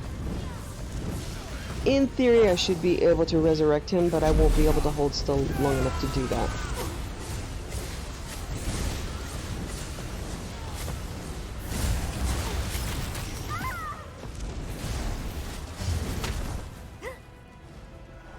Face me, coward!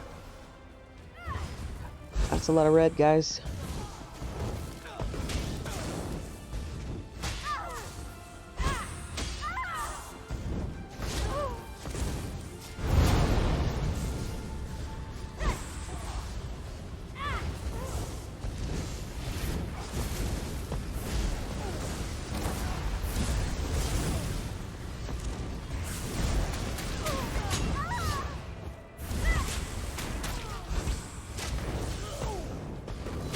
So you can see how much damage Zerith did that I am not capable of doing as I'm running around screaming.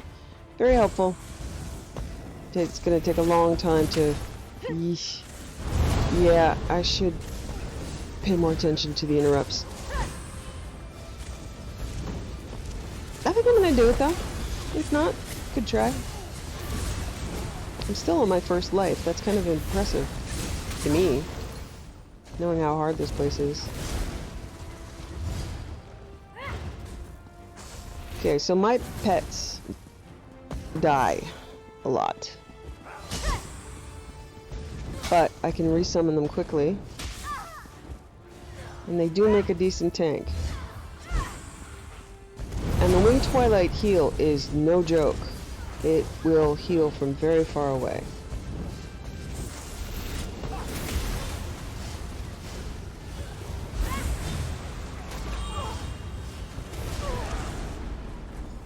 Okay, I'm impressed.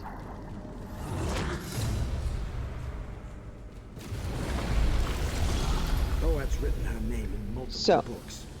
I think it's so Zerith-var is back up. How delightful. Uncomfortable revelations aside, I won't complain about another Nimic fragment. We're getting closer to our goal. Keep going.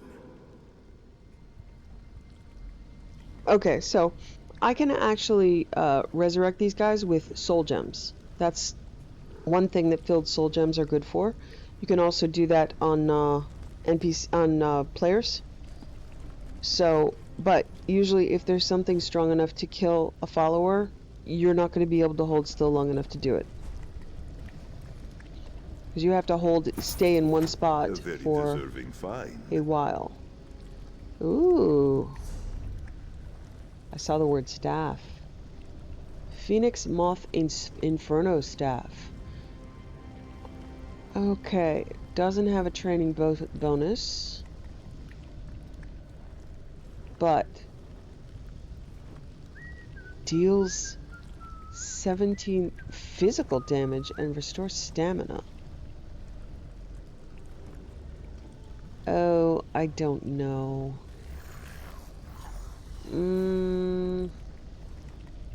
But that is double the damage, so I know. Okay.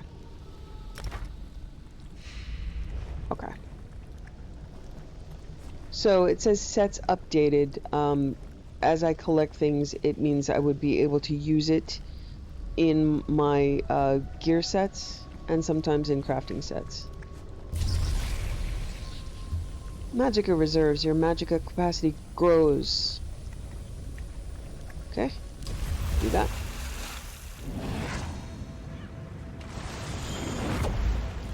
I expect to die in this next round. It's maybe not to these trash mobs, but definitely to the next boss. That was and the next bosses tend to be very esoteric mechanics where I just don't even know what to do, and I don't have the patience every time to go search a website when I'm in the middle of a fight to tell me what to do, so I usually just die and reset and slowly learn. Some of the bosses I do know, like I remember the spinning blade, and I remember sometimes there's a ghost. But a lot of them are very obscure. There's certain ones I never survived. There's one dryad.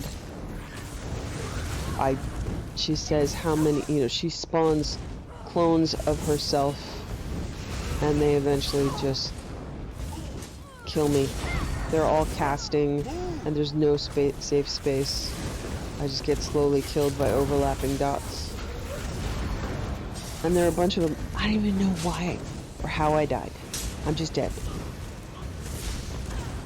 Yeah, you can see it's getting exponentially harder to kill a small group. Oh, it's a fabled. So this will be, yeah, so that was one of the fabled. And I'd have to do 10 of them to get a chance at a reward.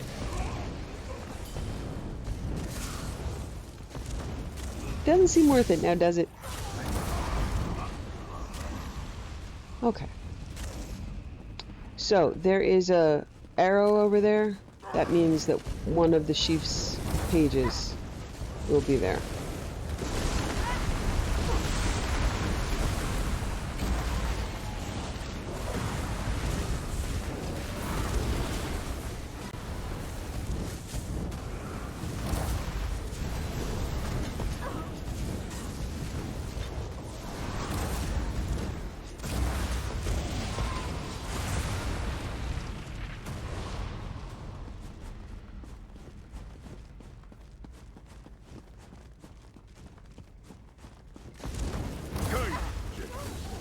Let us fight!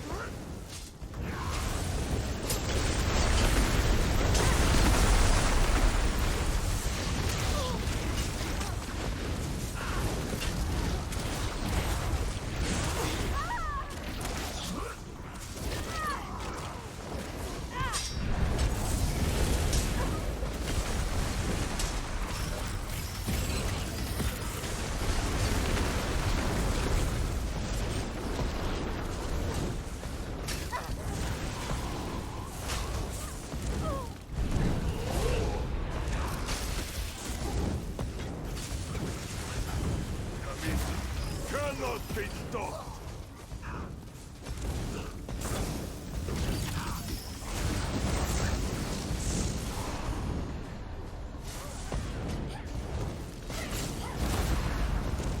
That dome means anything inside can't cast spells, so I have to be outside of it. I could use my staff, but I wouldn't be able to cast a spell, so... Get rewards.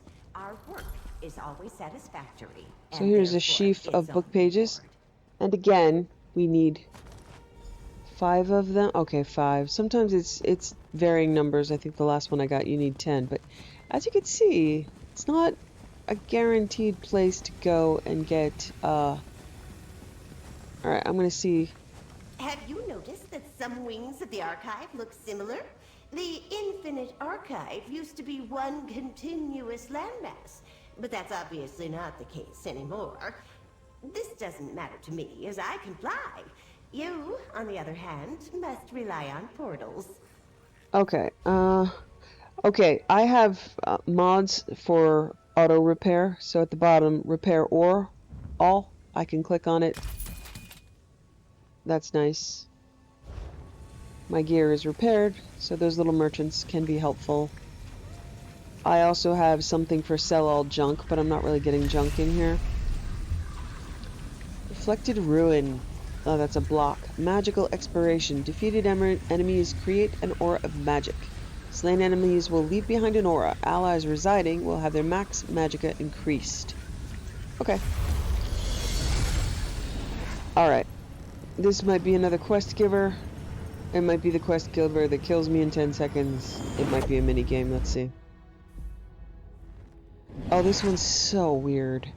I turn into a goat. I have to run away from a... Yeah. Okay. So let's see if I can do this. I have to gather sweet rolls. Don't run! So if he catches me, I'm insta-dead. If he hits me with any of those bolts, I'm insta-dead. I have to run around and find sweet rolls.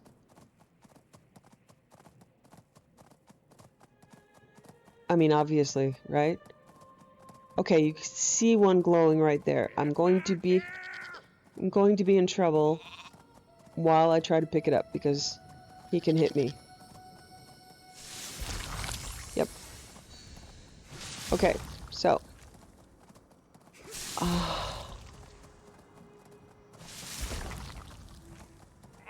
Now I have to look for another one.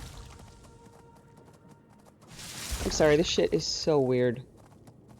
It's so weird. Okay, I can see another sweet rail all the way over there. I don't know how many of these I'm supposed to pick up.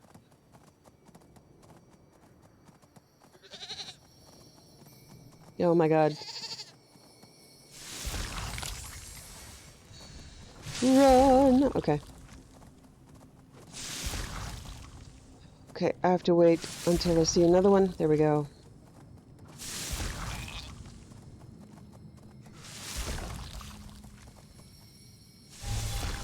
Oh, got me. Turn it. Oh no, I got him. Oh my god. I was killed by the butcher. I was supposed to turn and fight and like do something. I don't remember. I hate these games. They're so random and weird.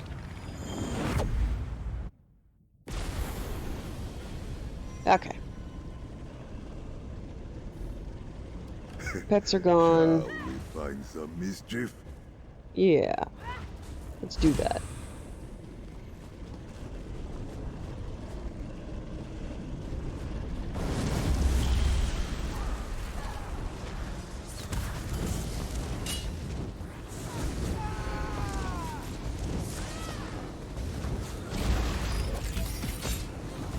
So, that was a chance at a fragment had I won that minigame.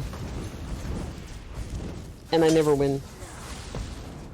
I mean, I've maybe won that minigame a couple of times, but... And there's one other minigame I have a potential for winning, but most of them are like, I don't know what I'm doing, I don't know how to do this. Oh, look, I'm dead.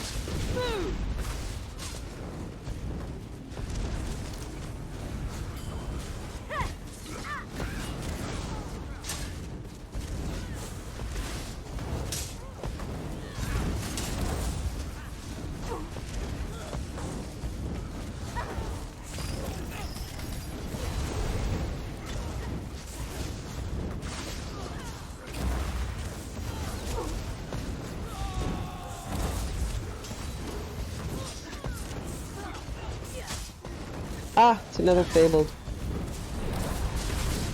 Okay, the Fabled are definitely behaving differently than the first time. They were much more dangerous, and you would get, like, a warning first that they were spawning.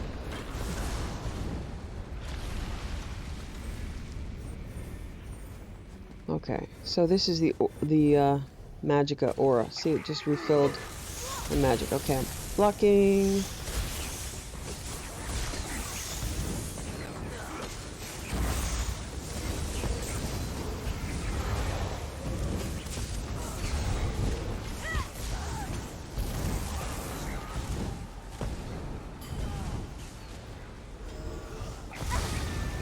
Okay, so it wants me to, like, constantly block. I don't...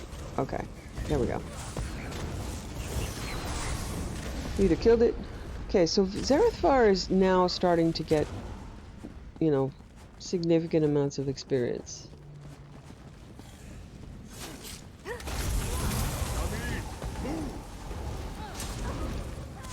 So he will actually warn you, which is nice. Tamit, move. And if you need to break free... He will stop doing that.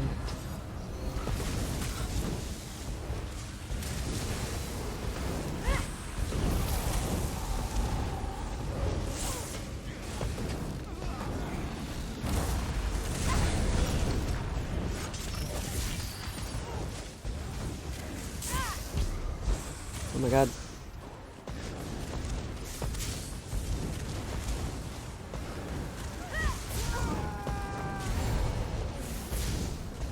So that's in the, I think I was saying, I don't know if I got interrupted, one of the reasons to use light attacks is when you use a light attack with a staff, you regain mana. If you use heavy, you will regain mana, but, I mean, basically, light attacks you can spam,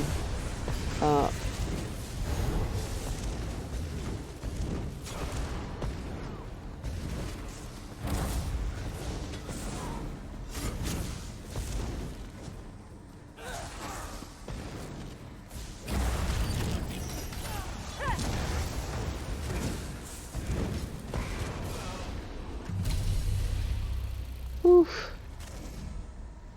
I see you've proven your worth. Glad to see other entities doing their share around here.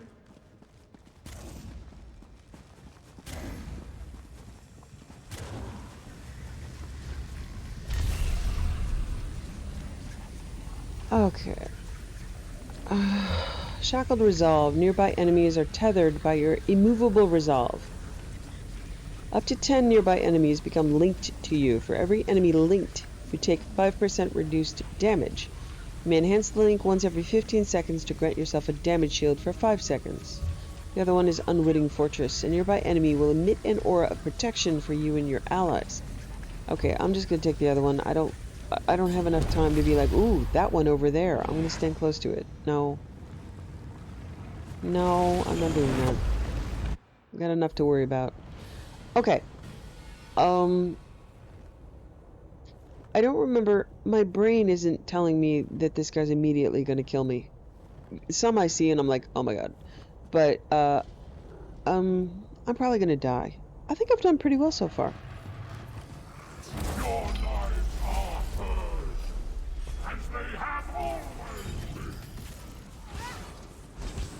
So they start to have these obtuse, obscure mechanics that I don't understand.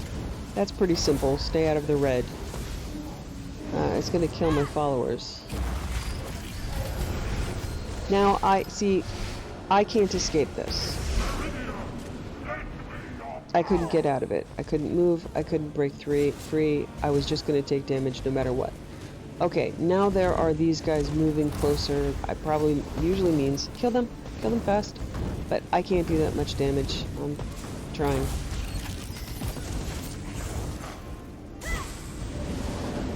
Okay.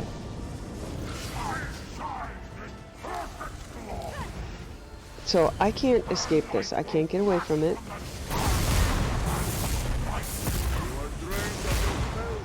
I can after it triggers, but not while it's building. Bunch of ads, that usually means kill the ads. But basically there's just so much stuff going on. Who even knows? Very often I might just end up, you know, killing the ads forever as they fill.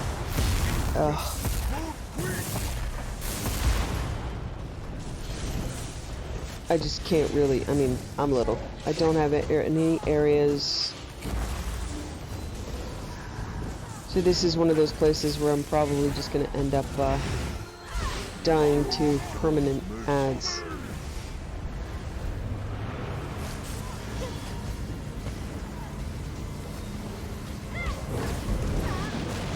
Yeah, I don't even know what killed me. Okay, so I'm gonna have 3 more lives left, but I really... Oh, I like him. Sharp as Night, who I do like, but if you die, say, if you don't get up, I'm taking your stuff. So it's less supportive. I'm not going to pretend to have a romance with Zerith-var, but I do like that he's not an asshole. Alright. 1 down. No idea what killed me. Try to learn mechanics, but there's so much going on. And it's much easier with multiple area spells, which I don't have.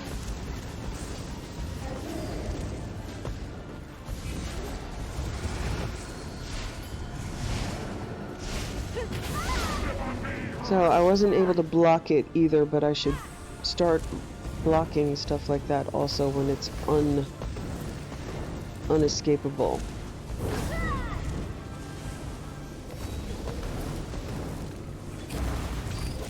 Yeah, I can't do enough damage before they hit the center.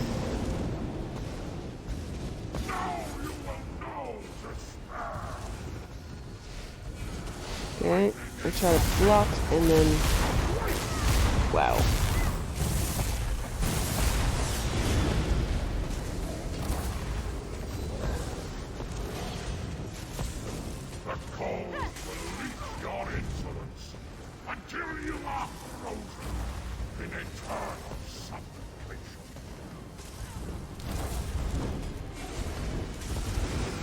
Okay, so I'm going to try to block.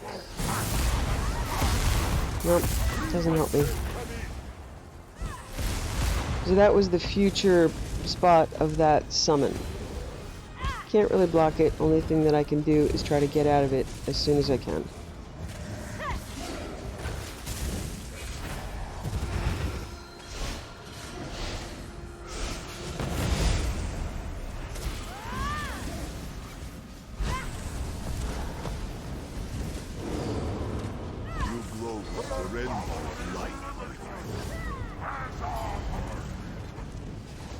Okay, a lot more of these guys.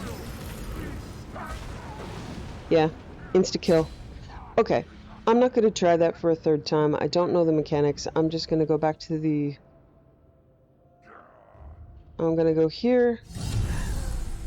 I've got one thread, but I don't think I have any hope of surviving that. I can usually... Yeah, there's a gate back to the beginning. I'm just going to do that. Anyway, that is the Infinite Archive. You can pretty much spend your whole life here. I'm not going to do that. But if I continue to get the Nimic fragments and kill the boss, then we would give the pieces to Master Malkahest. So all of my progress is gone, except for the pages. I would have to go back through and get new Nimics, which I'm not going to do right now. We're probably not coming back here for a good long while.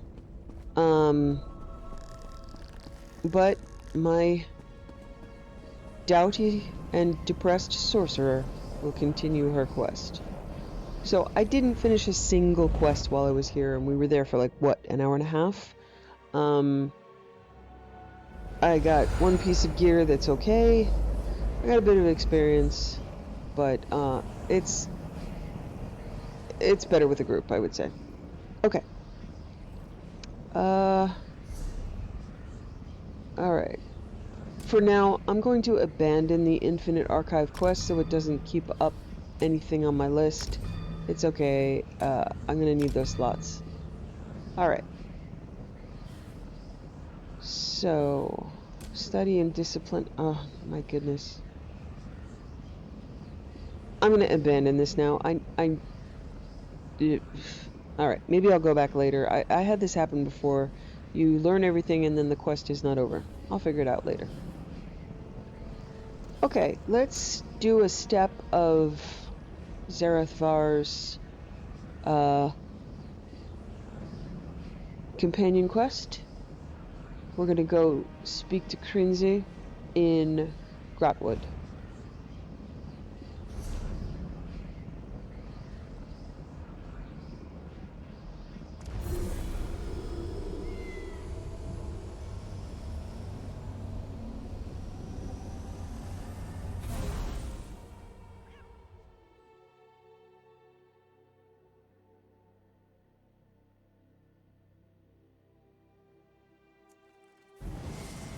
Okay, we're in Grotwood. We actually have a home pretty close to here. Snug Pod. Right here. I'm gonna show you Snug Pod. I like Snug Pod. It's your own little grot house.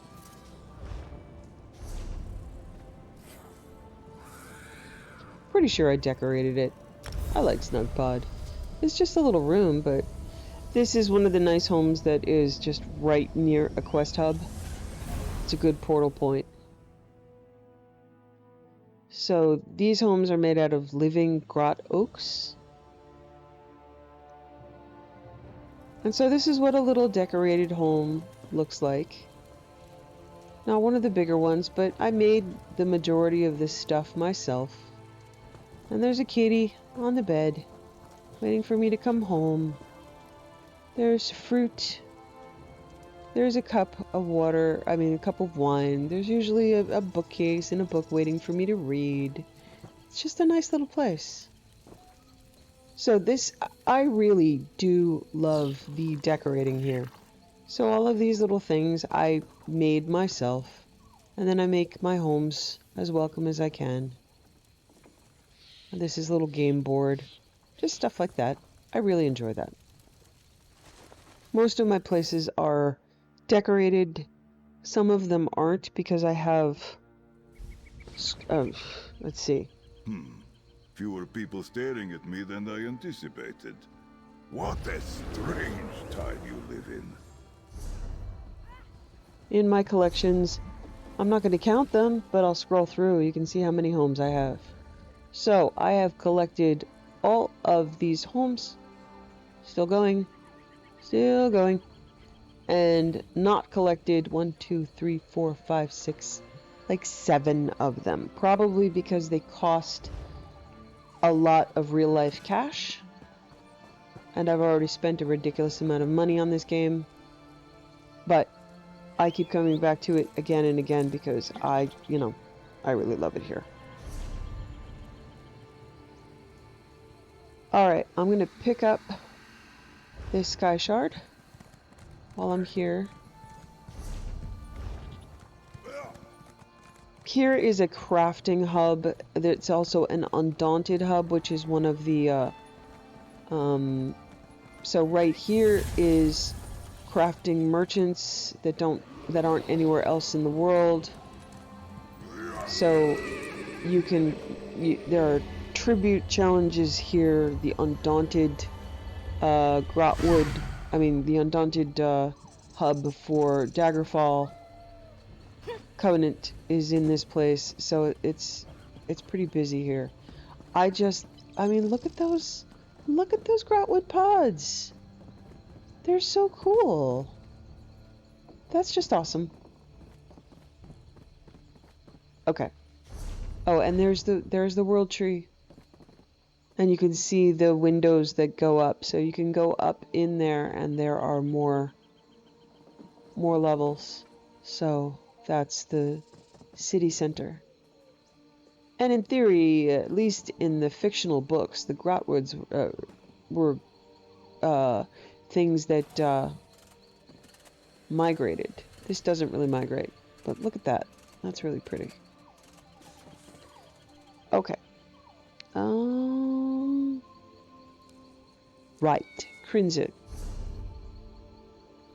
Red Fur Trading Post.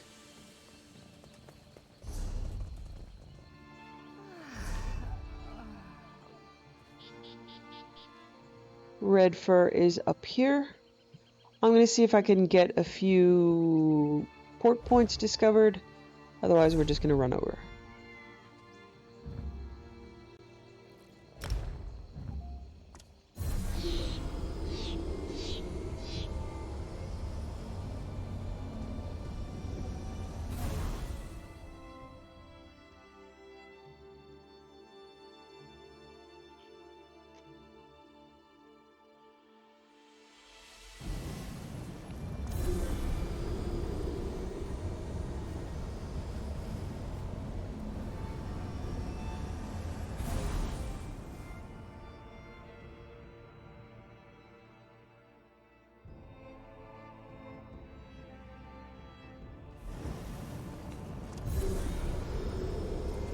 I think I read about this place in a book from my time. It is quite different from what I recall.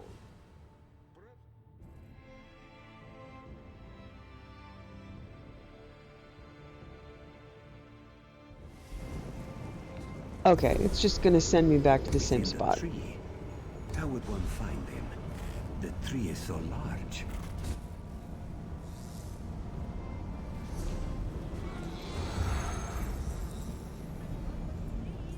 Okay. What I can do... I don't think it really matters. I'm about as close as I'm gonna get. I'm gonna try going to my house and then running straight west. But it looks like, excuse me, it looks like there are mountains in the way. Well, let's check out the inside, see if I also... Some of these huge places with multiple levels are still empty. It costs a lot to decorate. I can tell if I've done anything if there's a lot of stuff outside. No, I haven't really decorated here. Usually there are horses and a whole bunch of stuff. Okay.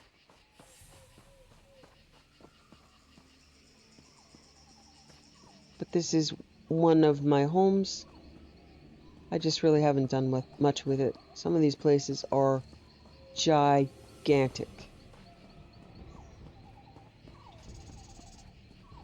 Okay. And how do I get out? Alright, I'm just gonna port. I'm very lazy. I'm just gonna port outside.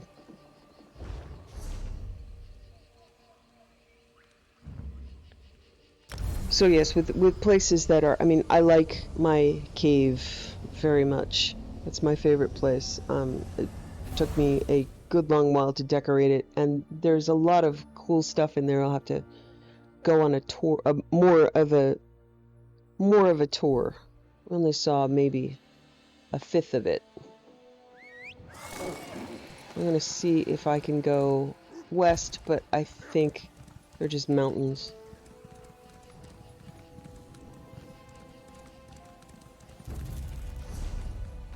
Let me put a marker on the map to where I want to go. That's F. If I'm not dismounted, I just keep running. So you can see on my,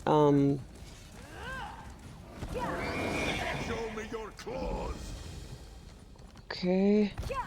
You can see on my compass up at the top now, I have a blue square, so I can head toward that. That helps with navigation a lot. I'm going to try not to die going down this cliff.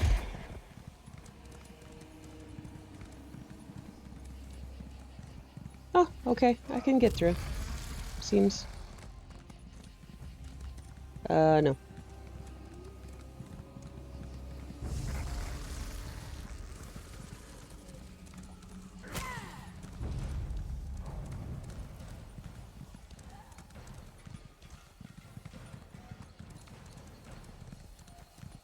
Okay, so I did sprint. I saw that my horse ran out of sprint juice. You know, fatigue, which is a weird thing. It's stamina. Oh, wow. Okay, yeah, don't jump off that cliff. That would be bad. Make this swift. Okay, I'm at a dead end. Gonna have to go around. It was probably faster to follow the roads, but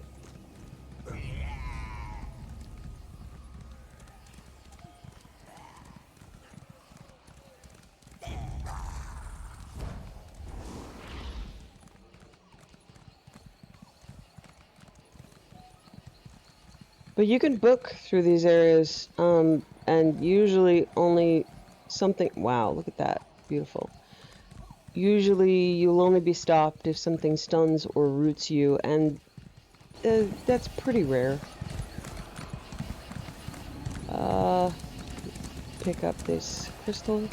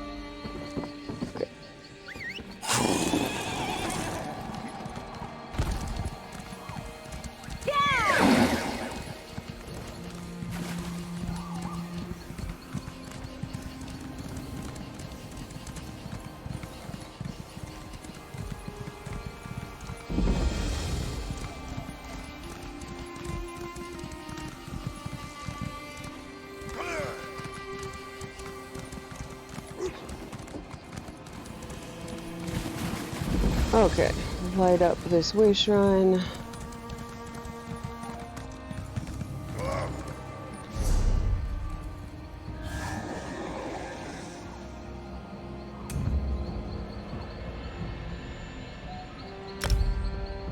Okay, rebinding my auto run. If I can bypass my sticky W key. There you are. Over here. We came as quickly as we could, Zerith-var. It's a bad game to play if you have a sticky key, because it's so movement intense. Oh, I am relieved to see you both.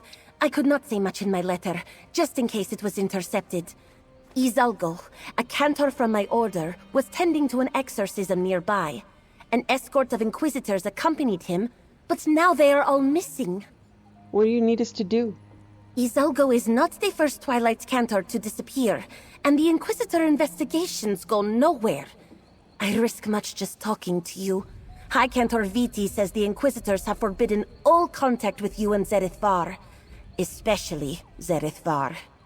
Didn't High Cantor Viti tell the Inquisitor what we did at the Vilements? The Enforcers of Faith have a very specific definition of heresy. I am more concerned about cantors becoming Dromathra than I am about changing minds. Can you ask around about Izalgo? Perhaps someone here in the trading post saw where he went. Alright, we'll see if anyone saw Cantor Izalgo. Meet me behind the temple northwest of the trading post when you finish. Cantor Izalgo is a Cathay Khajiit, with spotted fur and sweet brown eyes. I suppose it seems too much to hope that he just ran off for a tryst with some honey-tongued local. You said Cantor Izalgo isn't the first of your order to go missing?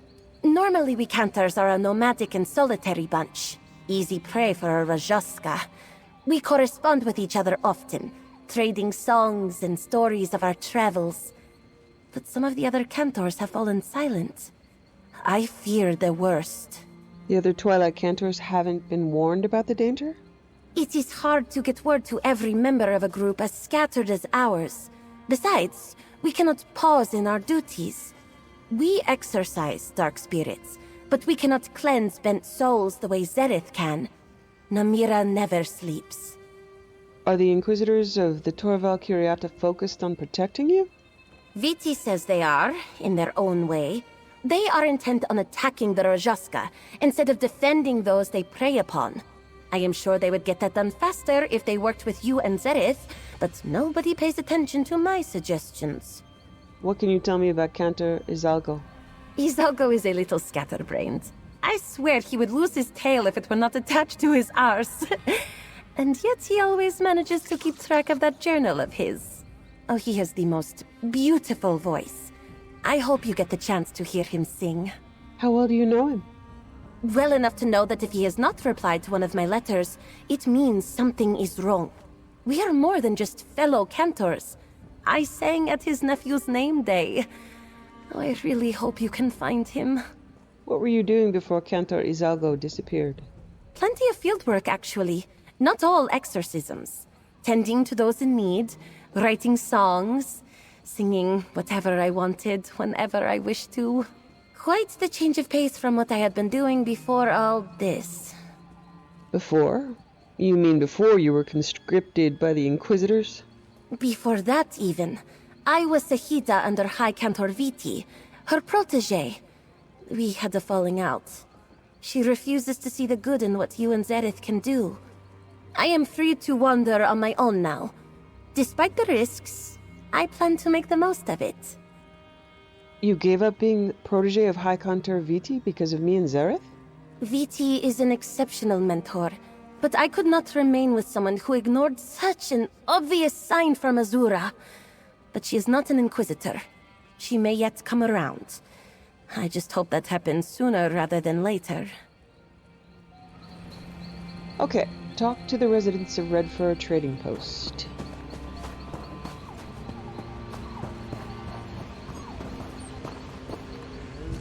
Why must these storekeepers take theft as a personal slight?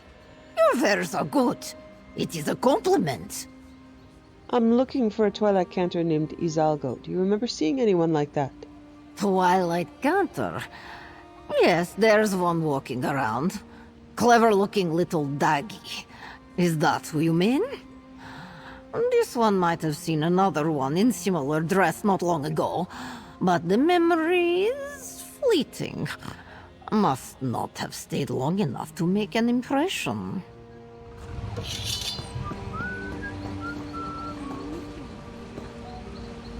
Yes. This one can't afford to settle with Shanra, so he takes his business elsewhere. Jode's chariot, what a joke. I'm looking for a Twilight Cantor named Izalgo. Do you remember him coming through Zerith-var? The only one who stopped at this one short-lived sugar stall were thieves! Unless this Twilight Cantor of yours has fingers as light as his song, Inni says saw no such singer.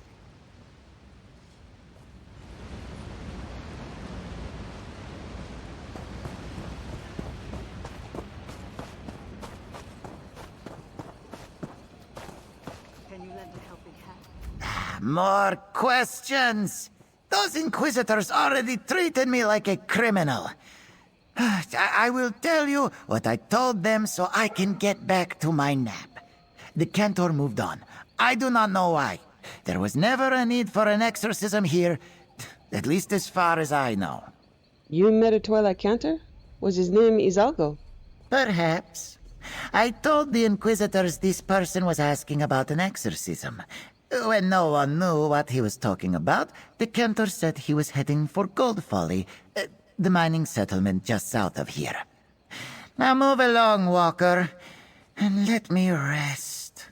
Thanks for the information. Let us make haste to Gold Folly. We still may be able to save Cantor Izalgo.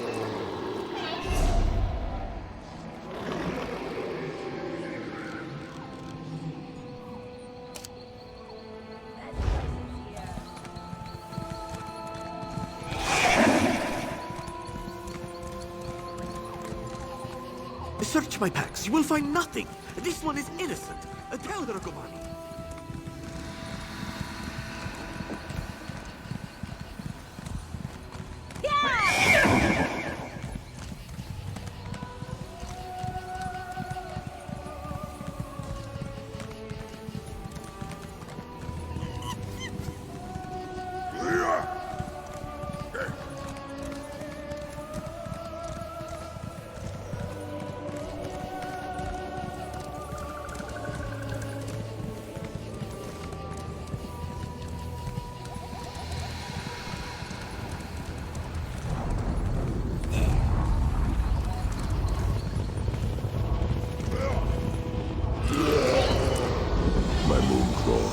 It senses Dropathra nearby.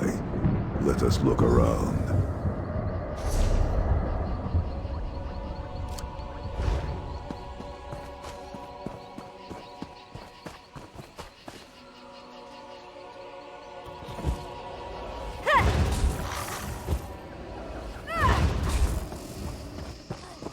Yeah, of all the things that they could reskin, they really haven't for these followers. They look as crappy as they did the first day the game released.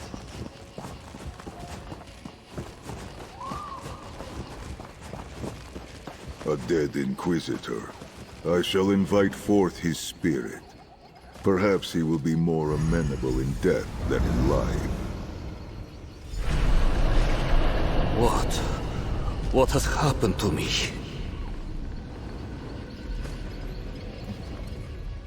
That song. That twisting, bending song. The Cantor suspected it was a trap, and he was right. My soul would have bent too, were it not for the mercy of their blades. What is this? Have you drawn me back to torment me? To do your bidding? We just seek information. What happened? Who killed you? Rajaska. And not just one. A whole pride led by some ancient evil. They questioned me about the necromancer Zerith-var. The recent dead that strolled out of Moonmont. He must be in league with those abominations. He's not. But that's beside the point. What about Cantor Izalgo? Where is he? The Cantor led me to the Rajaska. He kept saying a name over and over again. He led me behind the stables, a door in the ground that leads to darkness and death. Pray that Cantor Izalgo was broken and killed, rather than bent to their ranks. Our thanks for your testimony. May you find peace in Azura's embrace.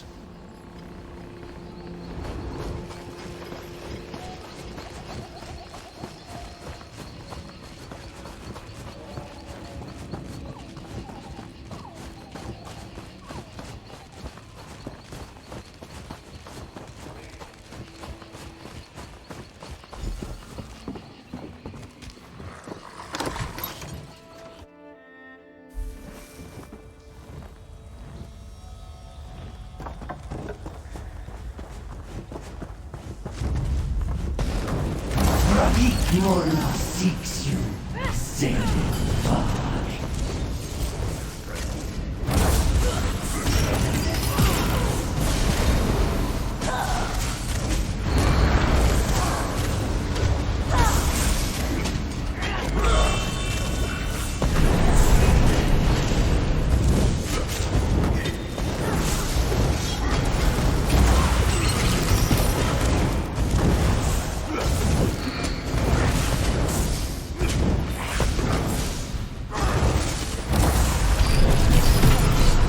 That was one of the Inquisitors. A Rajaska bent his soul.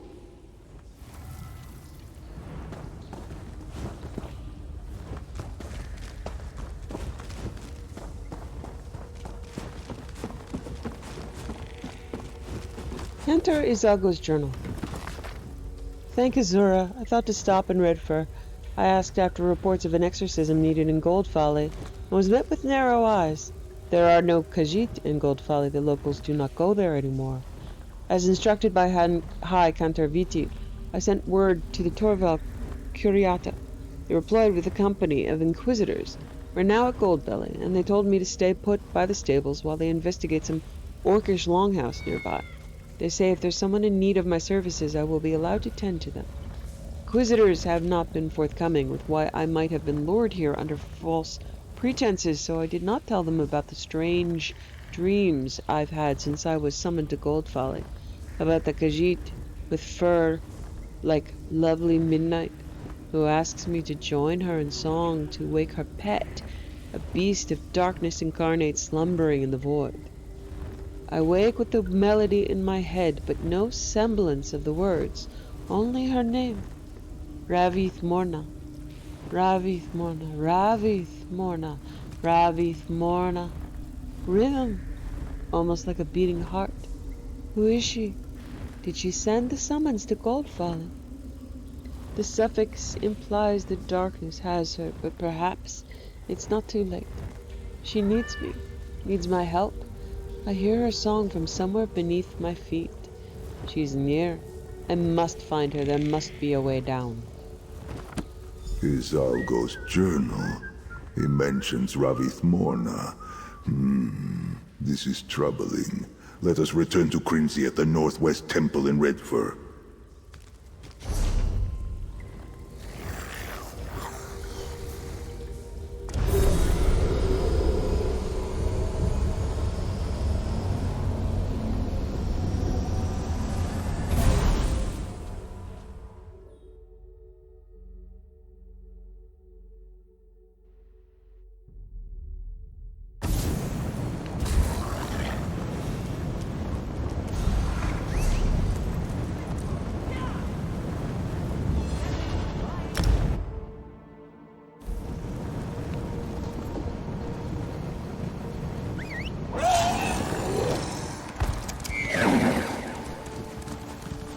Another Twilight Cantor here. Did you see? Yeah! It bodes worse for that little ducky. I could hear that Oh, you have returned. berating her Thank from across the Azura. bridge. Tamid, tell her what we found. I need to collect my thoughts. That is the High Cantor, yes. Looking as sour as ever. What is she doing here? Huh. At last, my Sahida's presence here makes sense. You've lured her here. This ends now. This one forbids you from involving Krinzi any further in your misdeeds. Viti does not wish to see the Inquisitors take notice and act against the young one. Cantor Krinzi asked us to come here. My Sahida? Disobey my direct orders? You and that charlatan necromancer have influenced her with your dark thoughts. And in so short a time, what business could she have with you? I can tell I'm starting to do a Russian accent because I'm surrounded by them. She asked us to look for Cantor in Zalgo. We discovered that Rajaska lured him to Gold Folly. Ah yes, the Rajaska. How convenient that they appeared at the same time as your friend. This one looked into his Order of the Hidden Moon, a once noble clan brought to ruin by corruption from within. And this is who you choose to travel with? The Rajaska are hunting Twilight Cantors. We can stop them. When the vulture eats the asp, it does not do so out of virtue. It does so to slake its appetite for flesh. You may hunt the shadows. This one has seen as much. But there is a darkness in your friend where his heart should be. Viti can sense it. What are you talking about? The Inquisitors of the Torval Curiata will find you, outsider. You and your necromancer. Stay away from the Twilight Cantors, or else!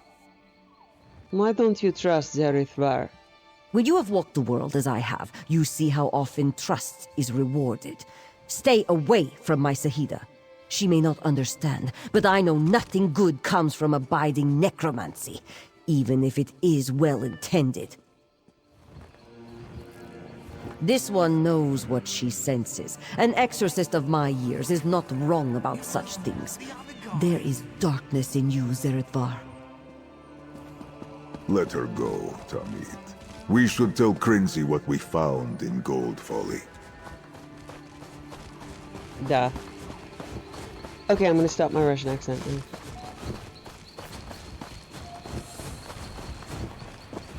Or will I? Oh my god, I just ran around. Okay. I just ran around the building again. Krinzi, could you just... If it... But... Oh. And she's... Okay.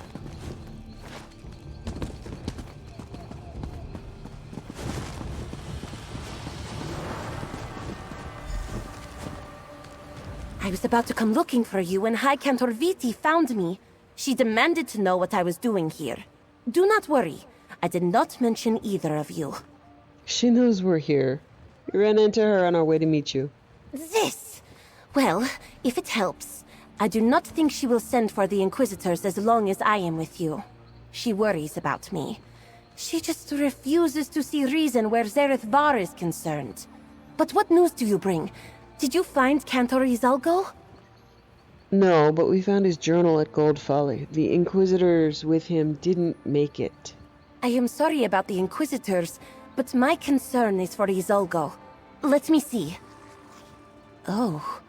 Were the other Cantors lured with dreams such as this?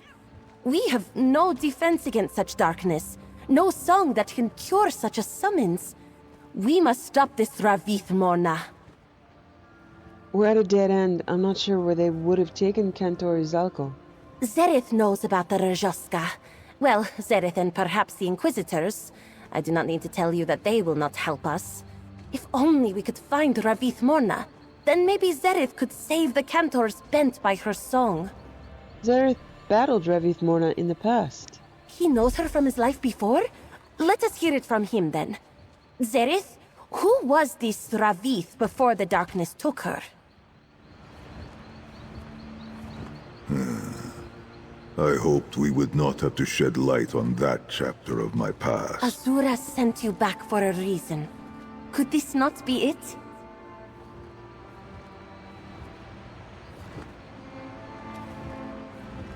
I will tell you what I know.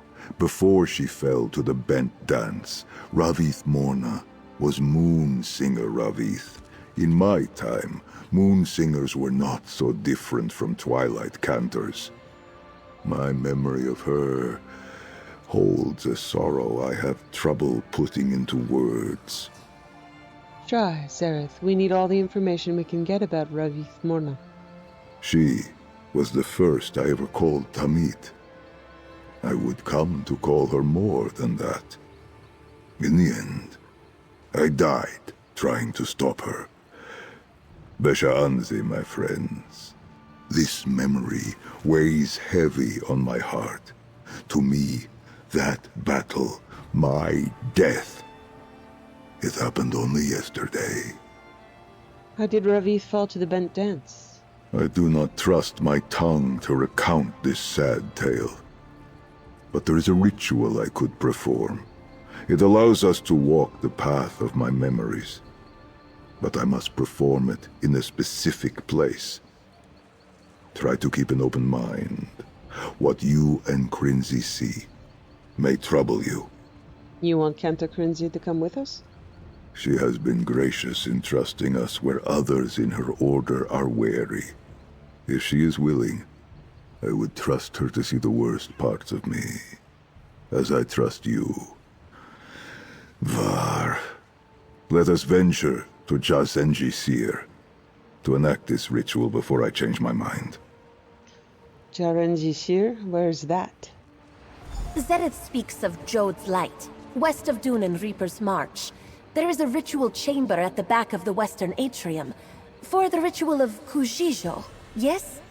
I am glad to hear it is still known in this time. You are welcome to travel with us, Jarith-anti. Oh, I would not miss it. I will gather the components needed for this ritual and meet you there.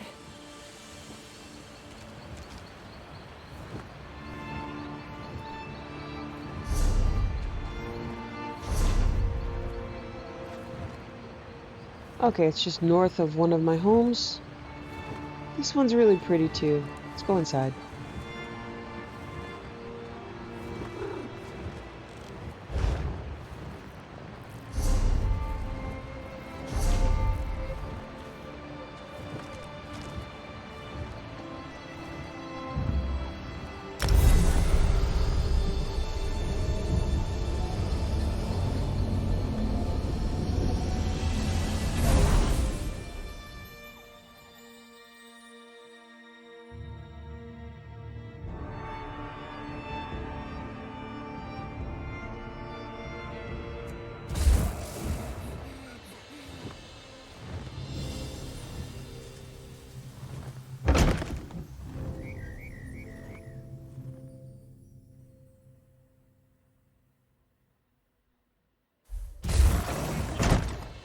Oh.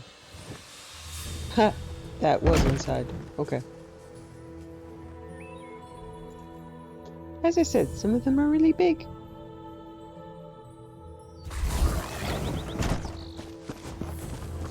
Oh no, I'm pretty sure I didn't.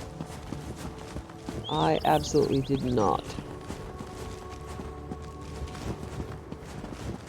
Yeah. I'm thinking of a different one. I would be able to tell because everything out here would be lit up with different stuff. I lied.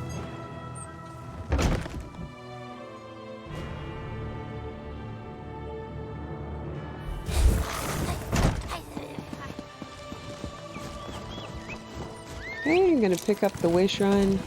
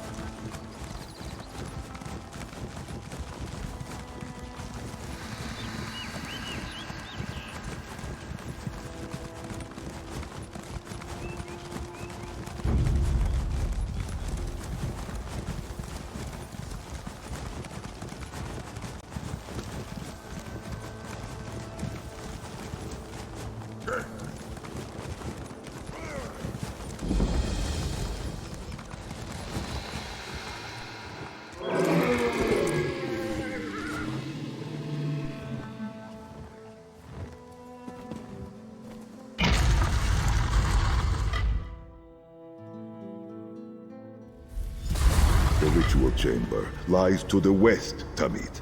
I will guard our tales.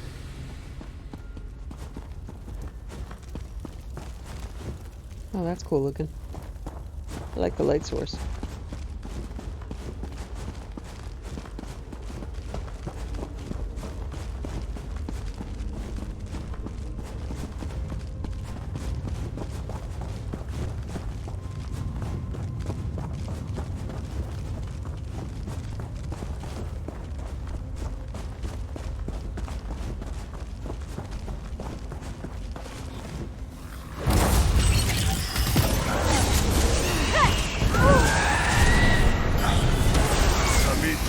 Cannot be stopped!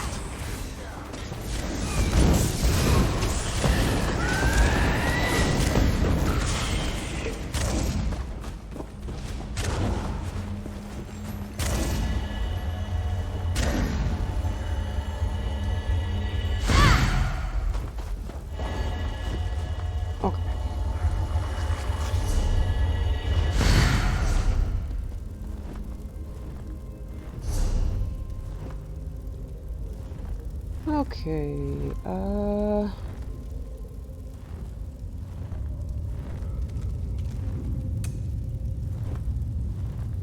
Fate Carver can be morphed. That's on my back bar. That's nice.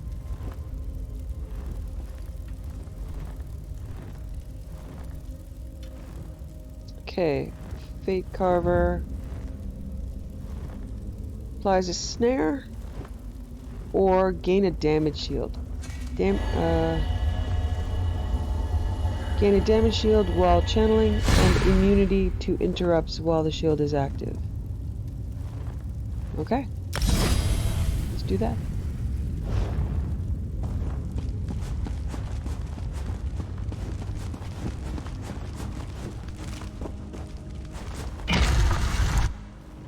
Welcome.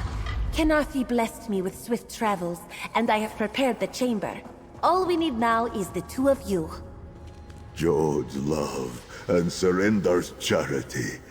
Thank you, Crinzy. Tamit, you will lead us through my past as we peer into the shadows of memory. Begin by igniting the braziers here.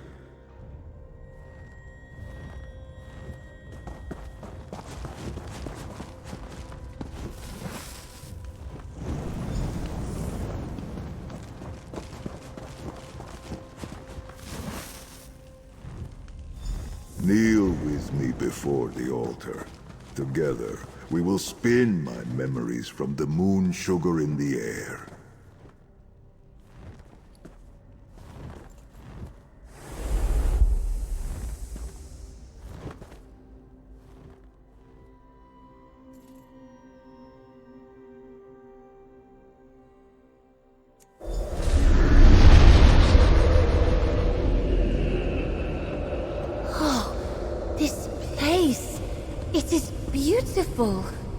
We stand in the meditation chamber of the Hidden Moon Temple, as it was in my youth. Tamit, you will guide us. Touch the light of memory when you wish to proceed. Here he is, my former partner. Rise, Zerith-var. I finally found you a partner you might actually be able to work with. Meet Raviv. Moon Singer Talbira. You bring me another one. I told you. No more pretty voices that turn tail as soon as we set foot in the darkness. Never watch your past self if you can avoid it, Tamit.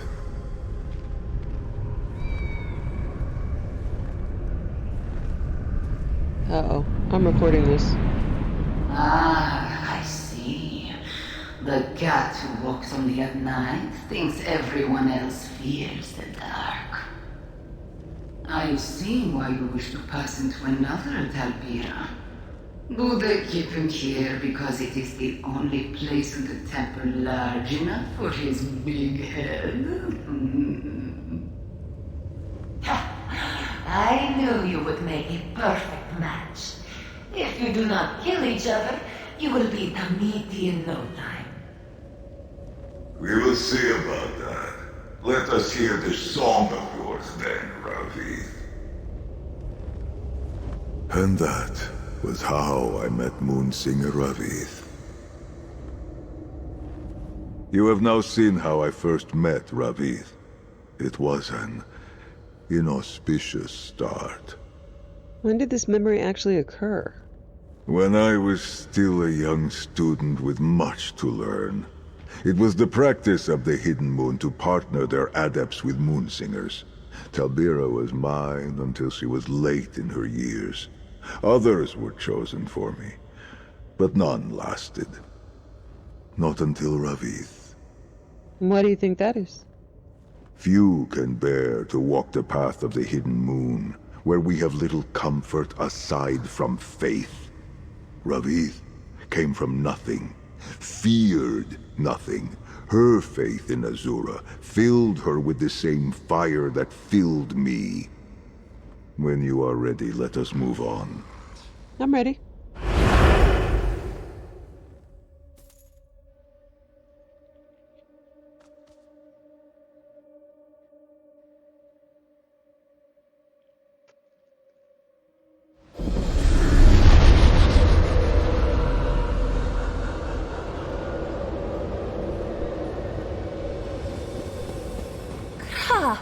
Look at the size of this place. Is this a training session? Just so.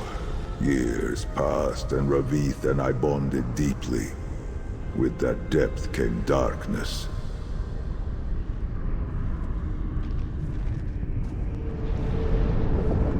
No more practice today, Ravith. Let us rest. Not yet. One more try. My song will work the more. Raise the construct.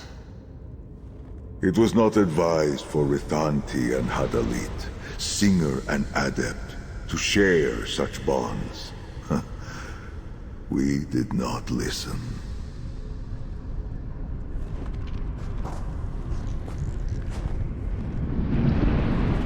As you wish, Ravith. Sing for me. Grant me the strength to protect you when all others forsake me. Ravith sang. It contained a rhythm, an undertone we both knew well.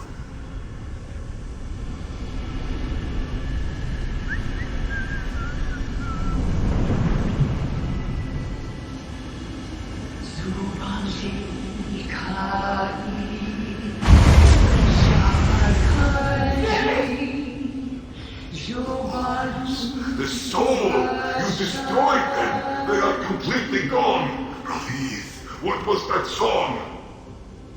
I prayed for strength and it just came to me. It was meant to protect you. We both heard it then. The drums of the bent dance. Look at these wonderful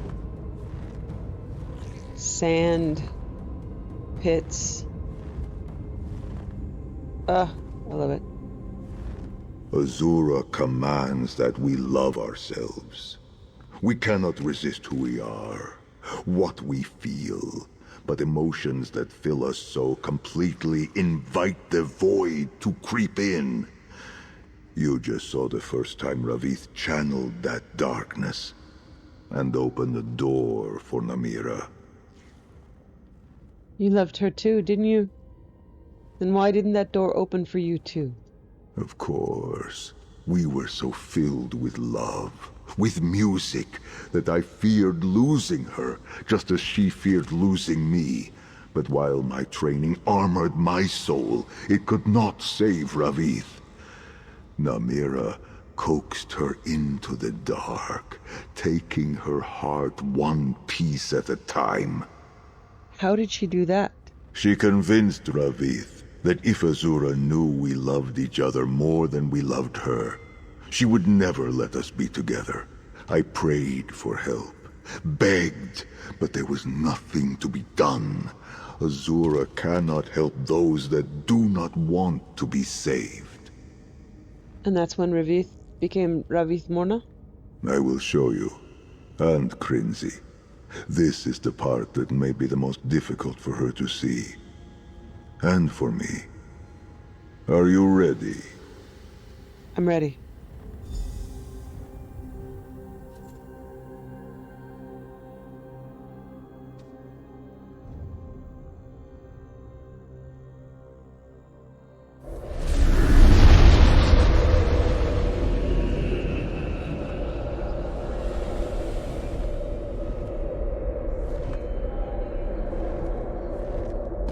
This is Starhaven Adeptorium. Dark moons. So many dead. The work of a voice both great and terrible. Touch the light of memory and you will see.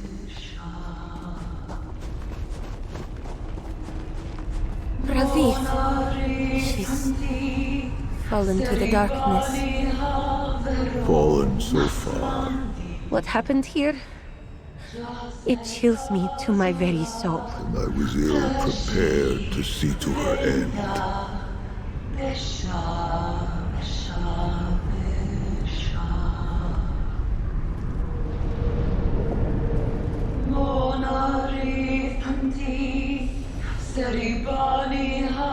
Ravith is too powerful.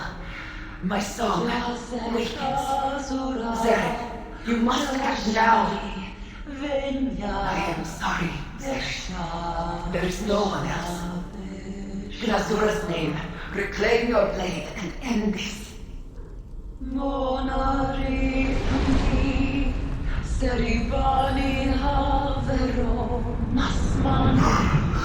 not make me kill you, Ravi.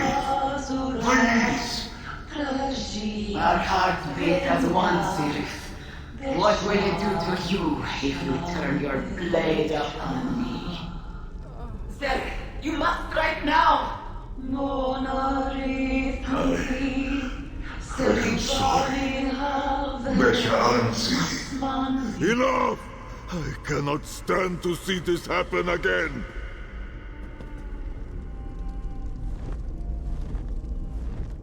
I am sorry, Tamit. I cannot continue this ritual. The pain of this memory, it burns like a wound reopened. Please, do not ask me to continue.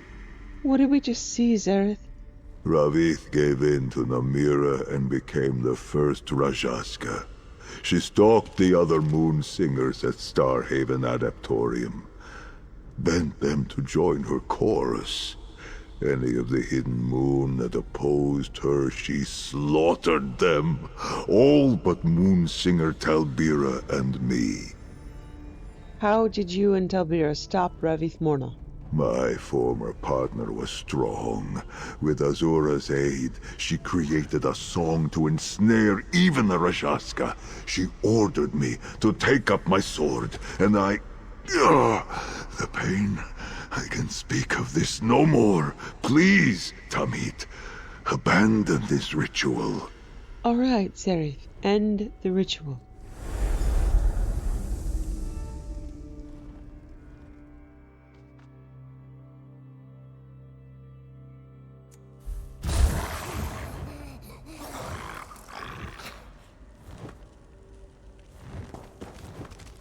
Oh, we have left the memories.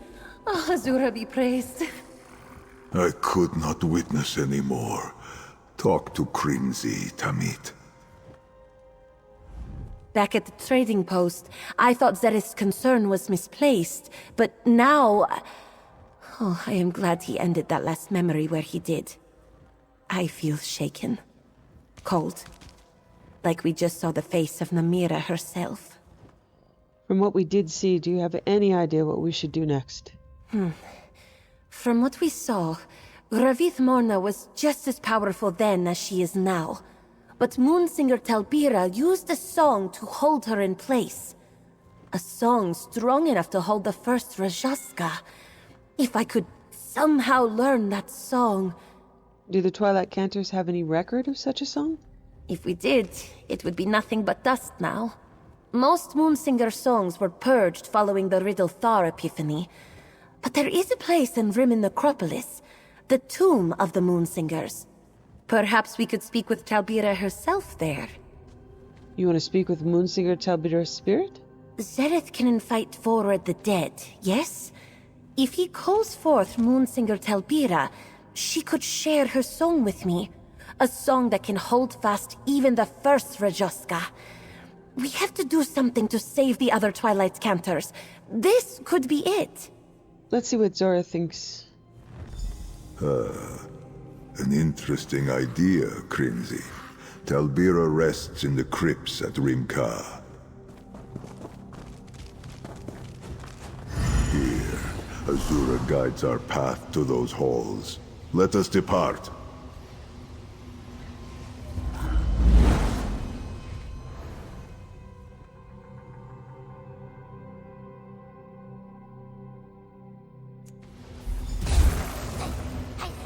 My Moonclaw. It senses Daedra and unquiet undead. The tomb is much deeper in, to the east. We will carve a path for you, Crimsy. Oh, all right. Azura guide you both.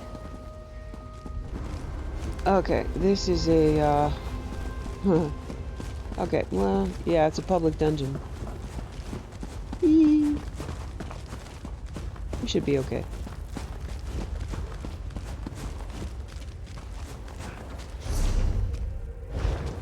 Not that I'm gonna try killing a boss or anything.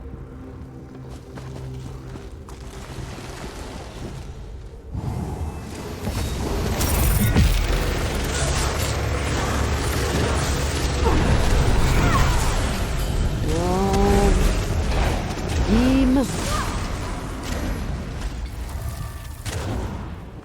Okay, I remember the beam. I'm gonna swap things on my bars.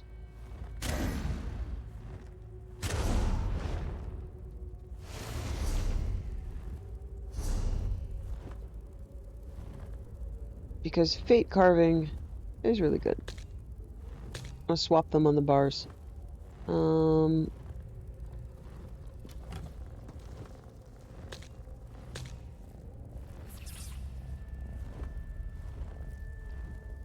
So yeah, this is just a death beam in front of me. I like death beams. They're fun.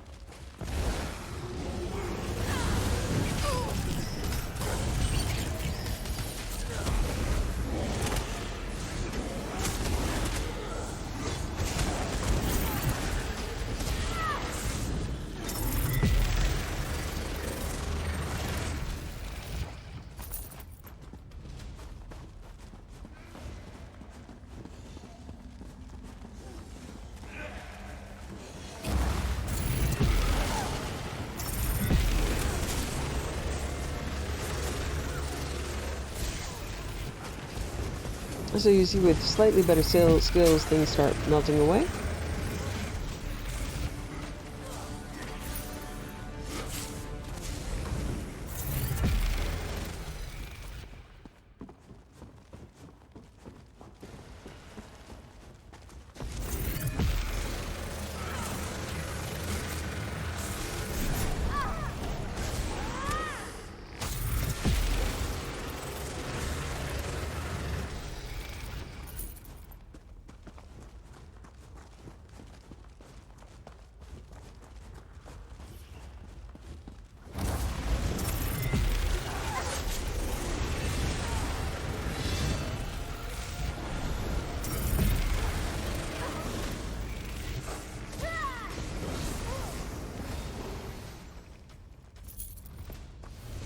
Okay.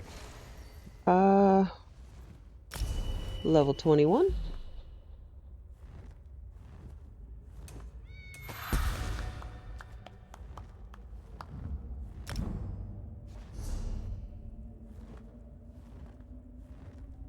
Okay.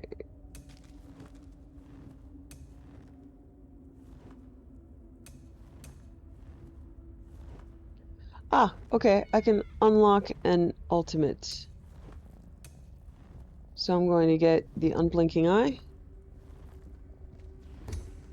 Description is: tear open the fabric of the orbis to summon a scion of Hermaeus Mora. This being casts force this being casts forth a beam that rends asunder reality for 6 seconds and deals 2,529 magic damage to enemies within 5 meters every 0.5 seconds. So this is called an ultimate. It has its own slot. Ultimate abilities require a special resource called ultimate before they can be used. You gain ultimate by engaging in combat. Once you have enough ultimate, you can use the ultimate ability in combat by pressing R. Nice.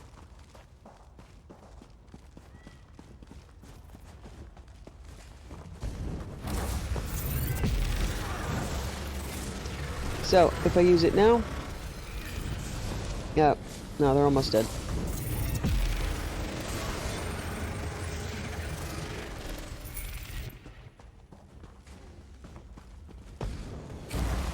I'll use it on this lich. Oh wow, I didn't even get to use it. Beams are nice.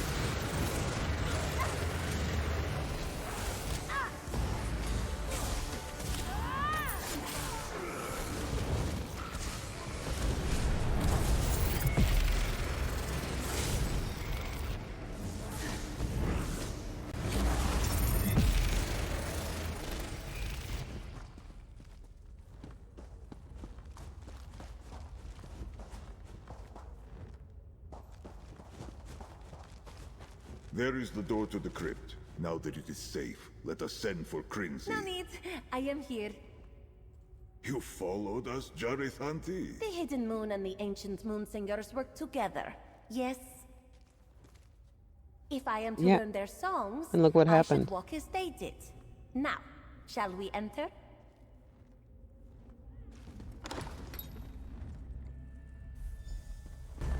I sense no ill will ahead. These remains are undisturbed. Thank Azura.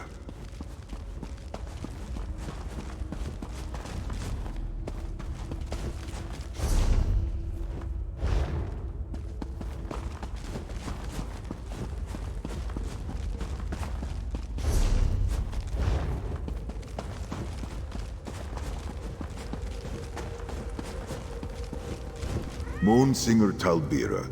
Find her remains, Tamit, and I can invite her forward.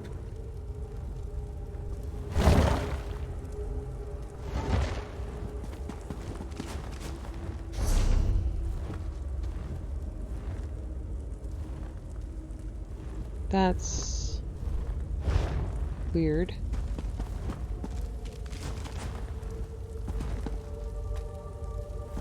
The door keeps disappearing. Oh, okay. Whew.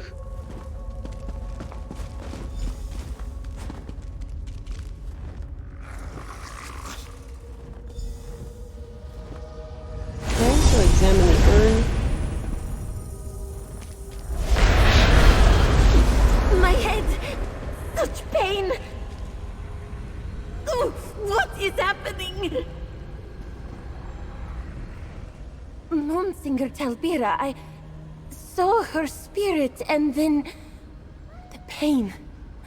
I did not imagine it, did I? Her spirit collided with mine. I'm not sure. You screamed in pain. Are you injured? No. The pain only lasted a moment and then it passed. But I do feel strange. Like remembering something I never knew I forgot. Like the song. Talbira's song. I know it. Bright moons. I can hear it. I don't understand. Moonsinger Talbira taught it to me. Or rather, she does not need to. She is here. She has always been here. She... Wait. Do you feel that? Something is coming. That doesn't sound good. A rising darkness. Do you feel it? Izalgo Morna. Oh no. Izalgo? Do you see that big bar? No. That means Cantor big Izalgo has boss. fallen. Crinzy, use this portal. Go! We will deal with this Algomorna. Okay, now I will use the ultimate. I'd bear a dirge for Zerith-var, and all who stand beside him. Look at the melt. I love the melting.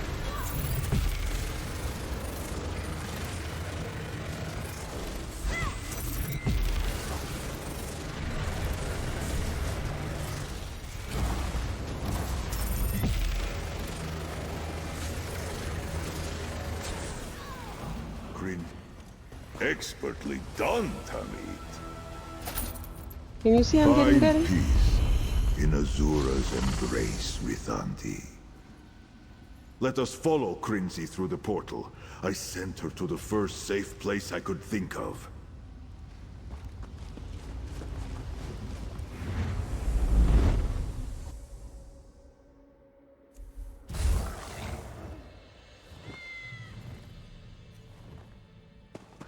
Thank Azura!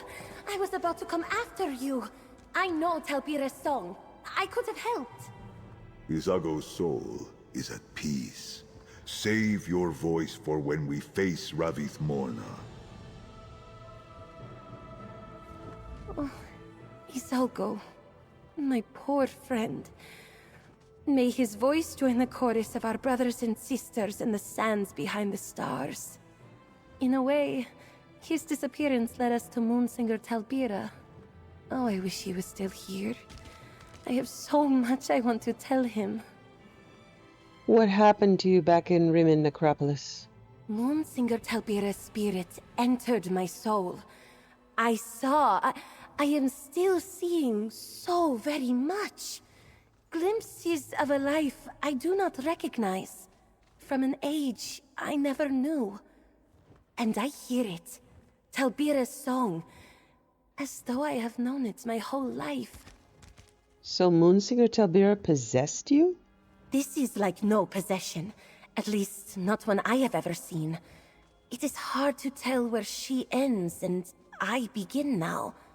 She does not seek to control me, just teach me. She gives freely, of her songs, her knowledge, and a message. What message? Forgiveness cannot abide when truth festers in shadow. Oh, I shall have to meditate on her meaning. Perhaps it is a mindset I can use to practice Talbira's song. You should speak to Zerith, Walker. I think he has need of his Tamid. All right, I'll talk to Zerith. My soul and that of Moonsinger Talbira's... Are they the same now? Am I her?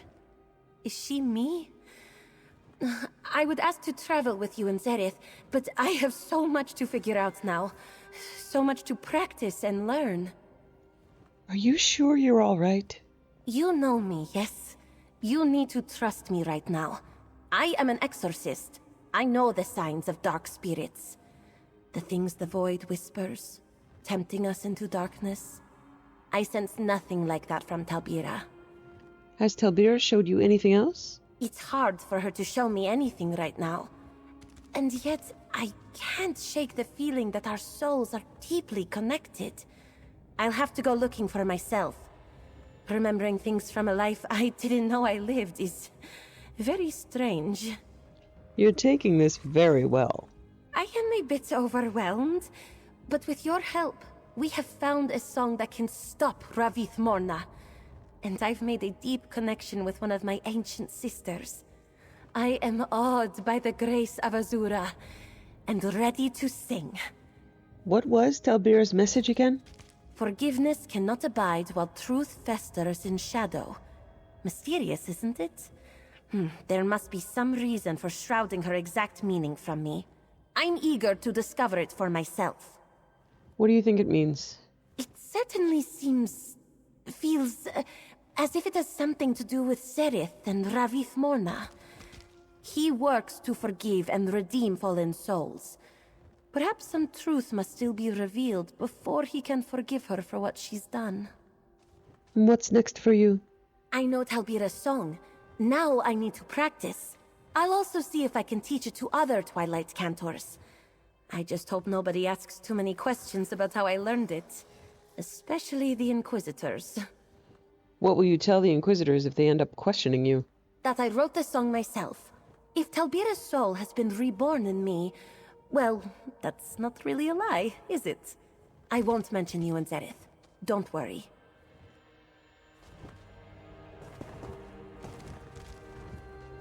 The spirit of Moonsinger Talbira, reborn into Cantor Crinzy, returned to this plane, just as I was, as Ravith Morna was.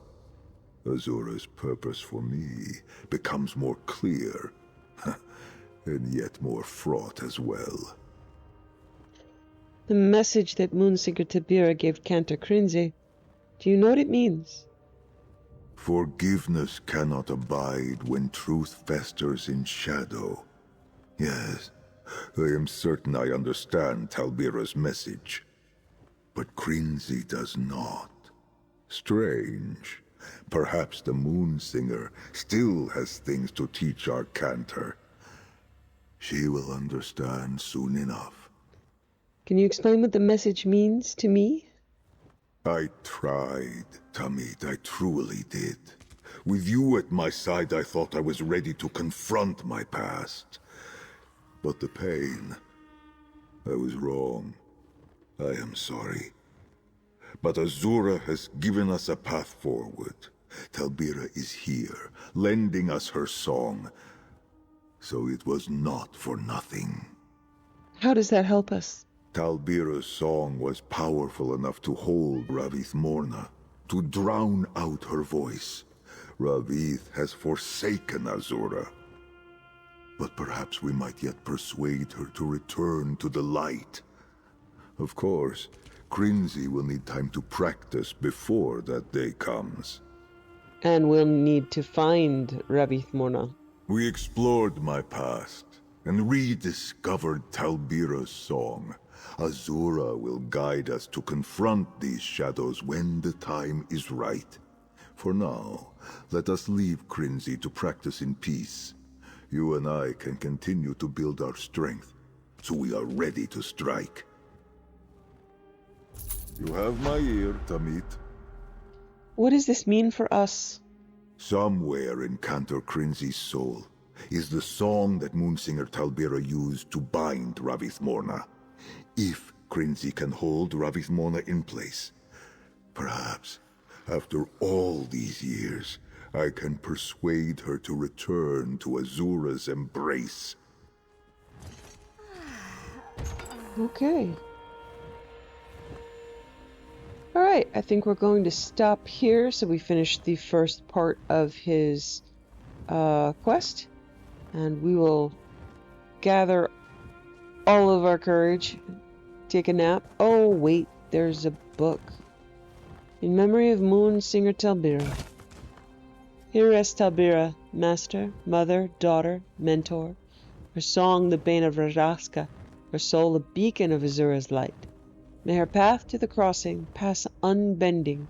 May her voice echo forever in the saints behind in the sands behind the stars. We will go back, and so it will take a little while. His rapport needs to raise before I can trigger another quest. Let's see, right now You have a questioning look about you. Level 13. So, his skills... Okay. So his skills, some of them need to be unlocked. Doesn't have... he's got a slot for ultimate, but he needs to get to level 20. Note from Cantor Crinzy. To any traveler willing to aid a humble Twilight Cantor, someone near us in dire need of help. I'm sure of it. I wish to heed the signs from Azura, but it seems my cohort has other plans. If you can spare time to investigate the sign from the Mother of Twilight, find me near the Moonmont Way Shrine in Reaper's March. I'll tell you more when we meet. Safe travels, Cantor Crinzy. This whole area will have books populate in, I believe, sort of like the harborage that will have the books of the 5 companions show up and a record as time goes by. So my map marker is going to show everything that might show up in the future. Right now we just read the note for help in finding him, so this will contain all of the correspondence having to do with this quest. So let's see what's available. I believe, if I recall, we will be coming back here. But let me check out to see if there's anything available right now to read. Your companion will leave you, as it says, companion correspondence, will leave you notes. Inventory letter. Commander, according to your appraiser, these items supposedly hail from the Merethic era. Hunt lords of this time were fabled to have confiscated weapons from peasants and indiscriminately ransacked temples all across the 16 kingdoms. Being from so long ago, they're not easily verified. However, your appraiser insists they're artifacts kept in remembrance of the violence between his people. Considering your current mission, I think they will make a fine addition to some private collections. Yours, Sergeant Atelius. Inventory. Okay, so this is a inventory of the last time the the Empire broke in and tried to ransack the place. Unfinished letter. Chandari, word has reached our small shrine of danger from within our order. A Mahadalist from Corinth arrived, having fled her cloister to warn us. She says Arun Kai has forsaken Azura and sways the brothers and sisters of our order to follow Namira. Can this be true? How could such a thing happen? We beg you for clarity. As we have no Moonclaw armed adepts here, I will send this letter by courier and hope it reaches you swiftly at Ashen Scar. Until we hear back, we will pray the wards of our shrine hold against those that seek only to harm. If they do not, know that we will fight until our last to bring Azura's fallen children back from the back from the dark. Okay. That's not good.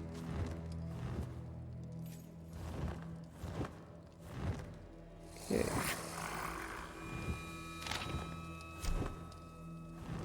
Okay, that's a candle. Right? You're a candle? You're a candle.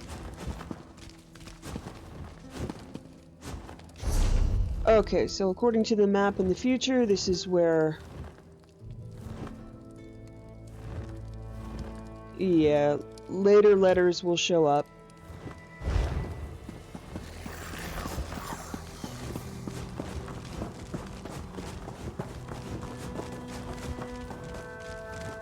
Okay, thank you for joining me. We'll see you later.